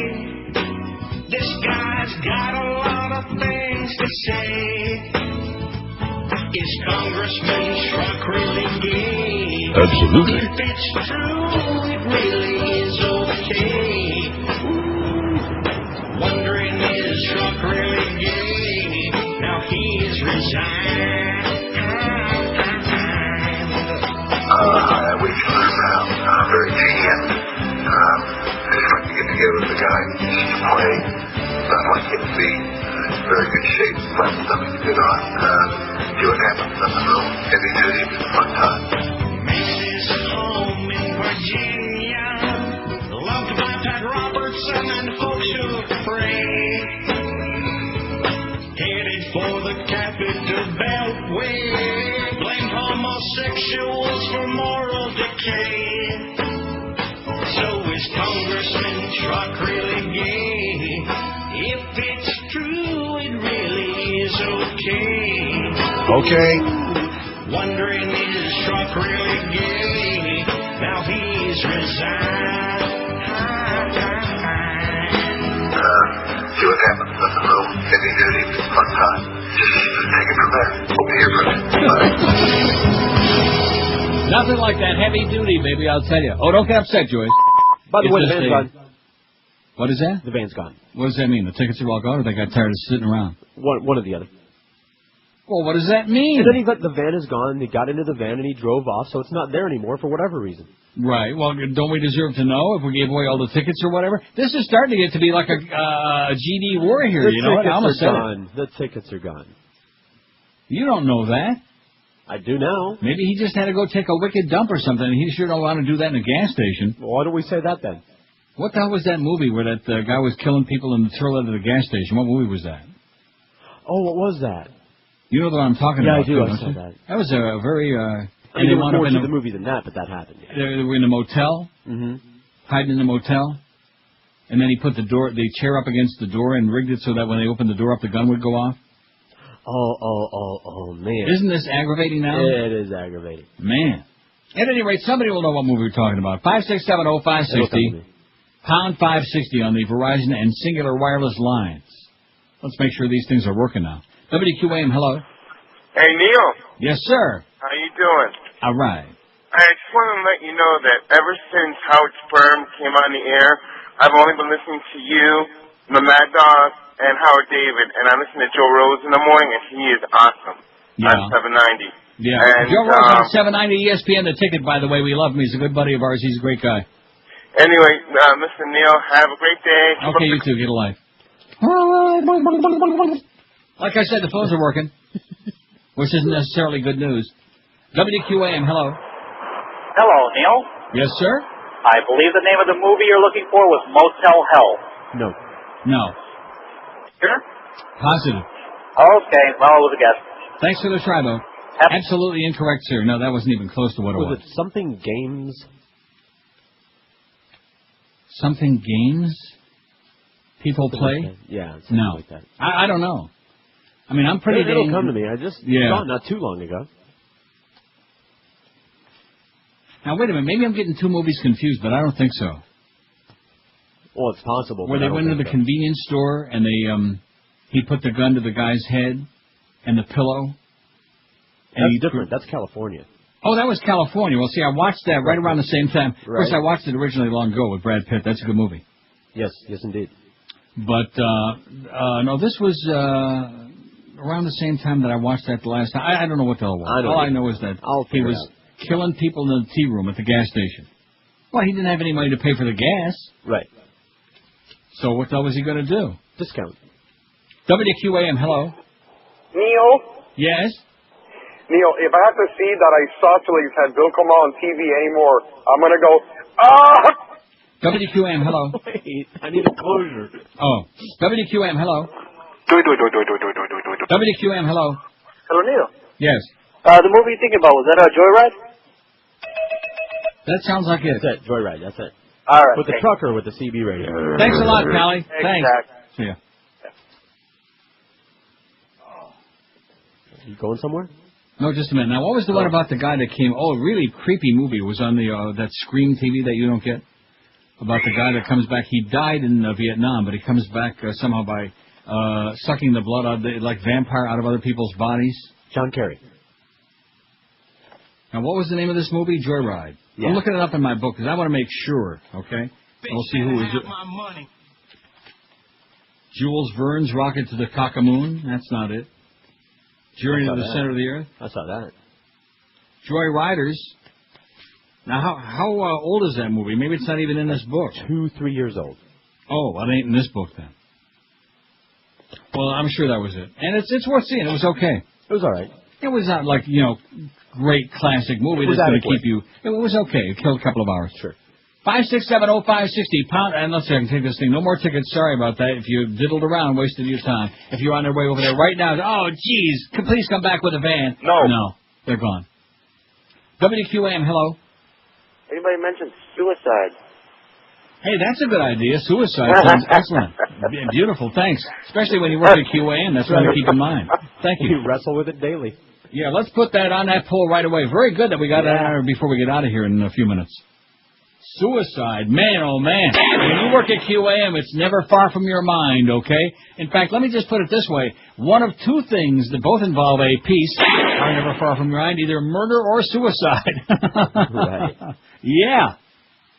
Speaking of people with weird, now I mentioned this, I thought I put it on the website, I guess I didn't. Wait a minute, you just said murder. Murder is good, that's another one. That's not on there, yeah. Suicide or murder. Okay, so many ways to die, because God, of course, he's a clever little devil. Yeah. He's got all kinds of things in store for you. I wonder if Adam and Eve farted, you think? Of course they did. How do you know that? Maybe they're... Hey, listen, she only started farting when she was eating that apple off the tree. Then they were all natural, baby. And like I always try to tell you, the sin wasn't the apple on the tree, it was that pear on the ground. Matter of fact, with all that fruit they were eating, you'd better believe they were regular. Flaming! Too much fruit in the Garden of Eden, man. I'm telling you that right now. You know that there are people who actually believe that story? I know them. Oh, please help us, please. Cracker, please. Oh, speaking of crackers, so the Paul Crouch story that we read yesterday, which I apologize for the very bad reading, but the copy you sent me was one of those... That's what that is. kind of like off-center printing, just like, those are bizarre. It was off. But the LA Times, I guess, I don't know, maybe I'll send this to Eric and maybe not. I thought I emailed it to him to have on our website today. Did you put these on there today, Josh? Yeah. And the televangelist Paul Crouch attempts to keep accuser quiet story from the LA Times was not one of them? No, you didn't remember. Not that I'm aware of, no. No, I don't. My bad. I probably didn't. I did print it out, though, because it was printed so poorly. I don't want to read it again. It's a very long story. And, of course, we ain't got no time. Like the Guess Who would say, we ain't got no time because we just got... And between 1 and 1:30, we want you to stay glued to your radio because we got a lot of great spots for you. Right? Yeah, all spots radio. They're all good. It's all good. Nobody faxed us or sent us a poll for tomorrow, which really irritates the crap out of me. Irritates the out of me. Yeah. Well, if we got a quote on there, I think we can say it a couple of times. Crap. Okay, that's it. Not in the same 5-minute segment. You can't say that. Sorry. But anyway, Paul Crouch is accused of a homo affair and then paying this guy off $425,000. Then the guy allegedly was trying to extort millions more out of him because he's got the millions and billions. God only knows how much he's got. Paul and Jan Crouch on their TBN. The Christian Broadcasting. Let me tell you right now, they're all a bunch of fakers. Even the Quakers, it turned out, were fakers, and we thought they weren't all too bad. And then, of course, we found out that Nixon was a Quaker, so forget about them. Screw them. All that good old-time scam, that's where it's at. And you people out there that just refuse to be bothered by the truth. Don't confuse you with the truth. Take the first page of that silly old book and read that first page, and you'll say, what kind of a bunch of morons wrote this garbage, okay? The larger light to rule the day and the lesser light to rule the night. And he made the stars also. Well, guess what? The larger light, we call it the sun, is a star, you asswipe. Oh, I'm sorry. Can I say... I'm not really sure about that one yet. We haven't had any dictums on that yet. Better not ask. Better not ask? No. Oh, no, one thing we've discovered is we won't ask and then they can't tell. Or sometimes they probably still will try to tell. We just don't ask anymore, because if we say to Muff or Clarence, well, ask Joyce over there if we can say, whatever the word is, and the answer is always... No. You can't say this, you can't say that. I can't imagine what bit I'm going to be playing after the top of the hour. Can you? Listening to Neil Rogers exclusively on 560 QAM.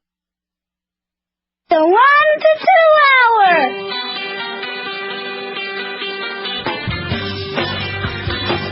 I have no line. If you're on the radio, you gotta use restraint. Know the neocons and government control your brain. Don't use obscenity now. Stop it There's a reason for that. They take deception by distorting the facts. You've been officially warned. But you can't say that.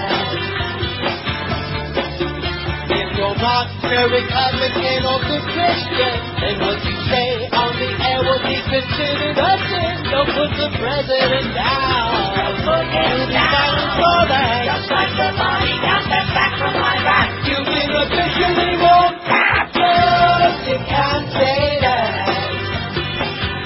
Better make it clean.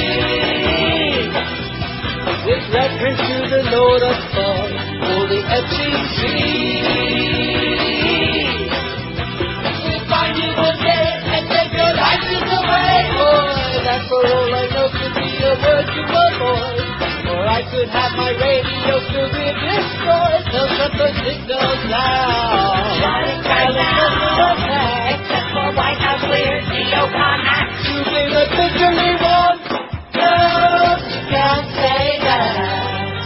Can't say this, can't say that, because it's the Beasley effing way, man, because Joyce is just hyperventilating, and they're way over the top, which is why Muff is sitting in there during the Stern Show every morning. He's got his thumb on him, man. He's banging, he's pushing, he's pressing, and the button, too. You know what story we didn't even talk about? But before we get to that, why is it that when we do this half hour, we got like 85 spots in a half an hour? I feel like I have to like really, like that. Just remember, less work. I was looking for some music to play going to the ball game. Like yesterday, Itchy Park I thought was a magnificent selection. Right, it's always a fave. But we don't want to do the same thing again today. And I came across one that I know our audience hasn't heard since about 40 minutes ago. All right. Yeah. All you Magic 102.7 listeners out there, for the 4 millionth time.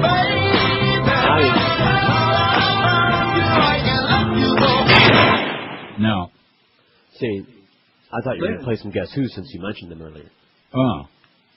I'm looking here. Oh, I know. Well, now there's so much crap on this back. How about... No, this is no good. Oh, here's a good one. Huh? Peter Noon? Herman's Vermin? Woke up this morning feeling fine. Something special on my mind. Or how about something a little more macho than Herman's Vermin? Please. Like Eric Burden. There you go. Huh? Oh, look at this. I can't believe what I just found. I don't know where the hell I was hearing it. You know, Bus Stop by the Hollies? Of course. Great. I know tomorrow's poll. I know tomorrow's poll. What's that? The most underrated rock group of all time. Never done it. Okay, good idea. They're going to say Led Zeppelin. The Beatles. No, hey, listen, we don't care what they say. We know what we're talking about. The Hollies is a perfect choice for it. Yeah. And I thought, somewhere they were playing Bus Stop. I don't know where. And I thought, God, that's a great record. I love that song. Yes, it is. Of course, from the same era, there's always...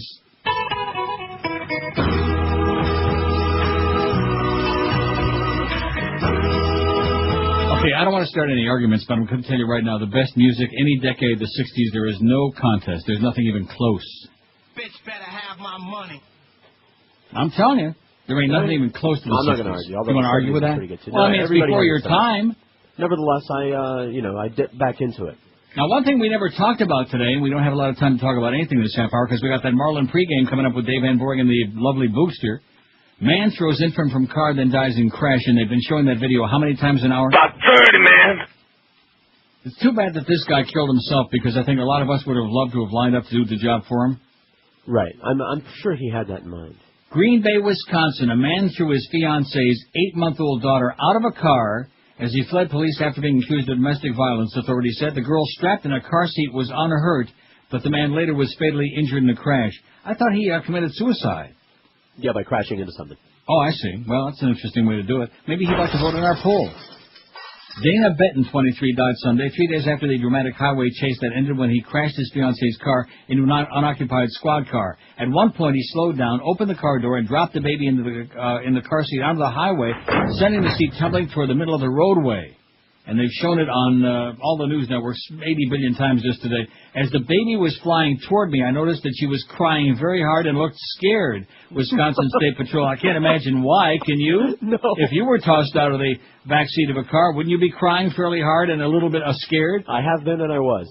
Said Wisconsin State Patrol Sergeant David Catalano on NBC's Today Show, which aired video of the incident over and over again until you want to puke your guts out. Fortunately, she was seatbelted into the child seat so that as it slid forward on the highway and then rolled over, she escaped with no injuries. A major miracle. Unbelievable.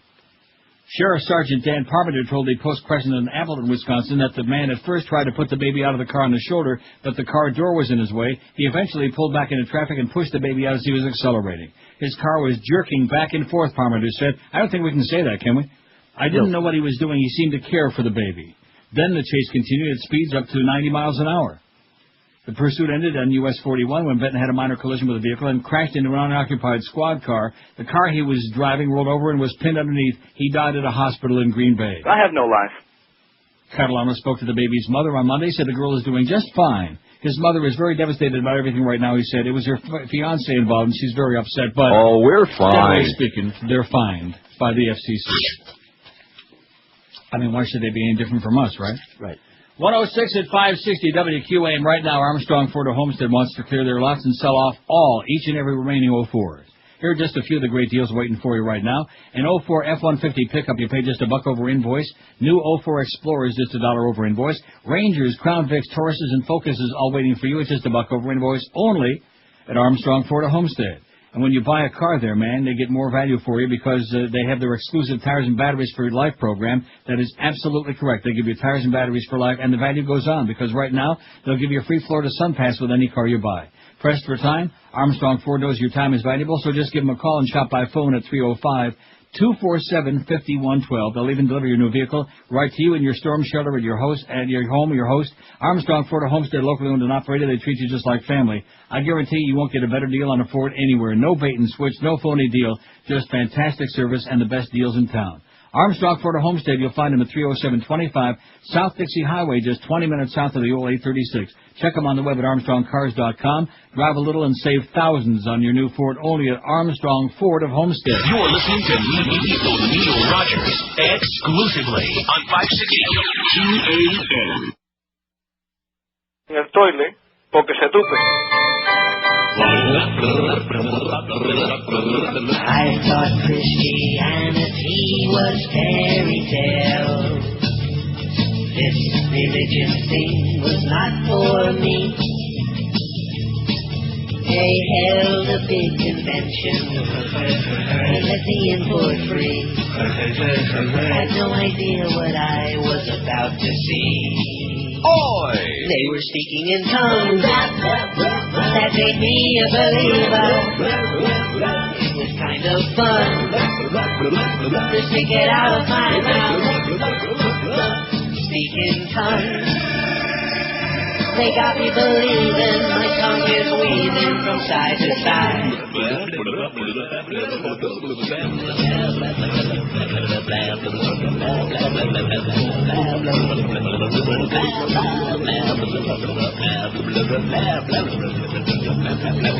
The Lord will now embrace me. I clap my tongue to the beat. Now whatever I do, He'll forgive me. 'Cause now I speak in tongues that makes me a believer, and I'm having fun playing around with my mouth. Now I speak in tongues.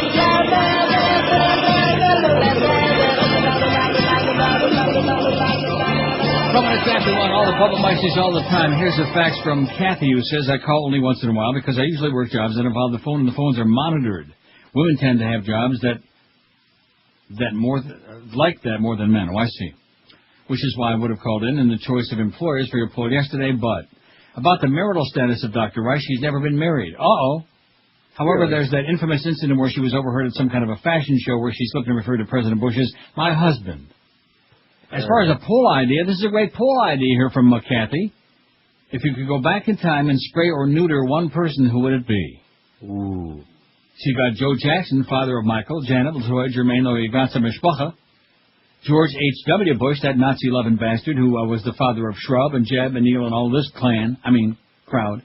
Martin Sheen, father of Emilio Estevez and Charlie Sheen. Don't we like Emilio Estevez and Charlie Sheen? I are both like the entire Sheen/Estevez family. They never stole no freight trains.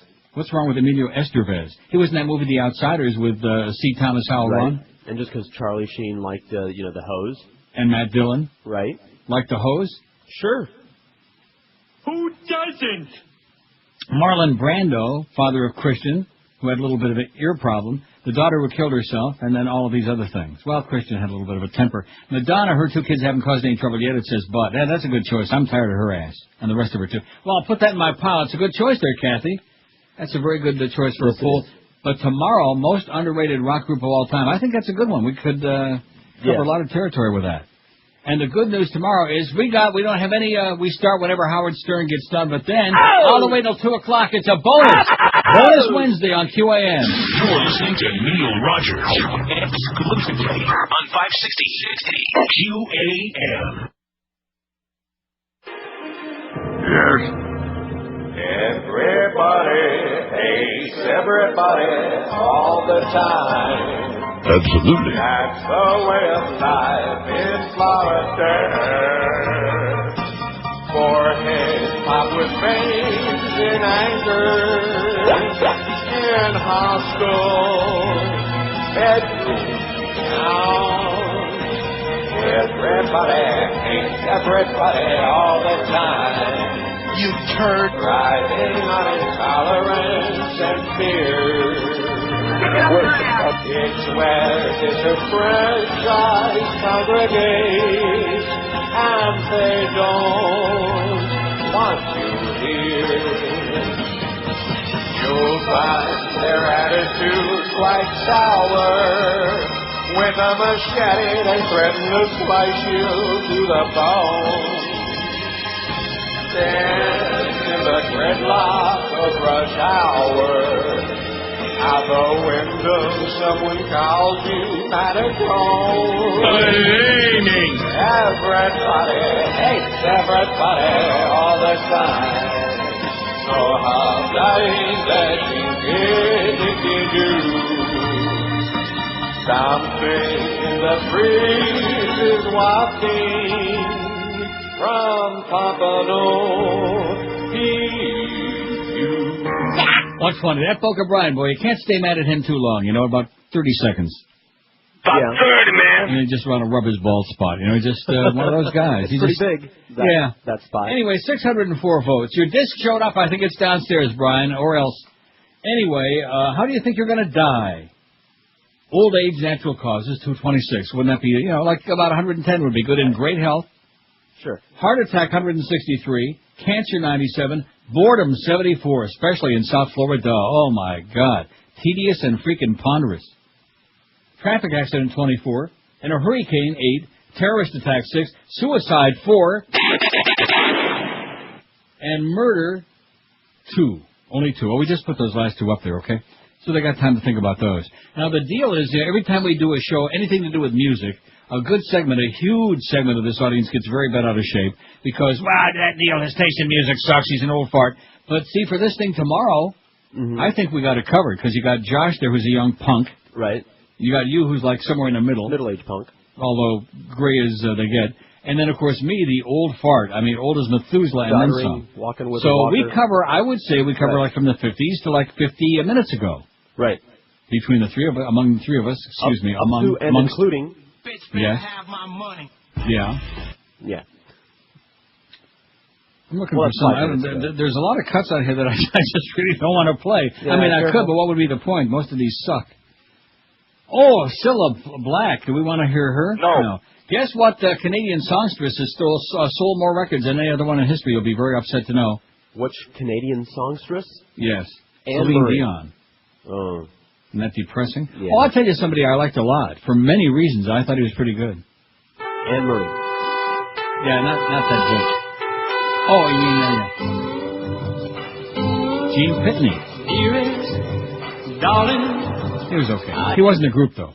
I hear every now and then he might have been in a group grope, but he wasn't a group. 56705, and of course the audience is probably wondering, gee, it seems like all you're doing is taking commercial breaks, break after break after break, and that's because we got the Marlin pregame at 1:30, you silly people out there. We got to squeeze all the spots in now. We wouldn't want to eliminate no spots, would we? No. Because then it would be really bad. We are absolutely, when it comes to spots, rock solid, getting them on the air. Even probably occasionally some that nobody even bought when you come right down to it. Wouldn't surprise me. Larry Kent, rest in peace. He used to be famous for that. He told me all about it when we were at WYNZ. He said it's called sliders. Right. Have you ever heard of that? Yes. I'm not talking about those oysters that you slide down your throat. I've been in this business a while now. Yeah, sliders. In other words, in order that the client, it's obviously a client that is sometimes on the air or maybe even currently on the air, but you just write up a bogus order that they didn't authorize and didn't sign, and you just run it through. Just take a flyer on it. Yeah, just slide it, so to speak. I'm sure that Greg is big on sliders. See ya. Bye.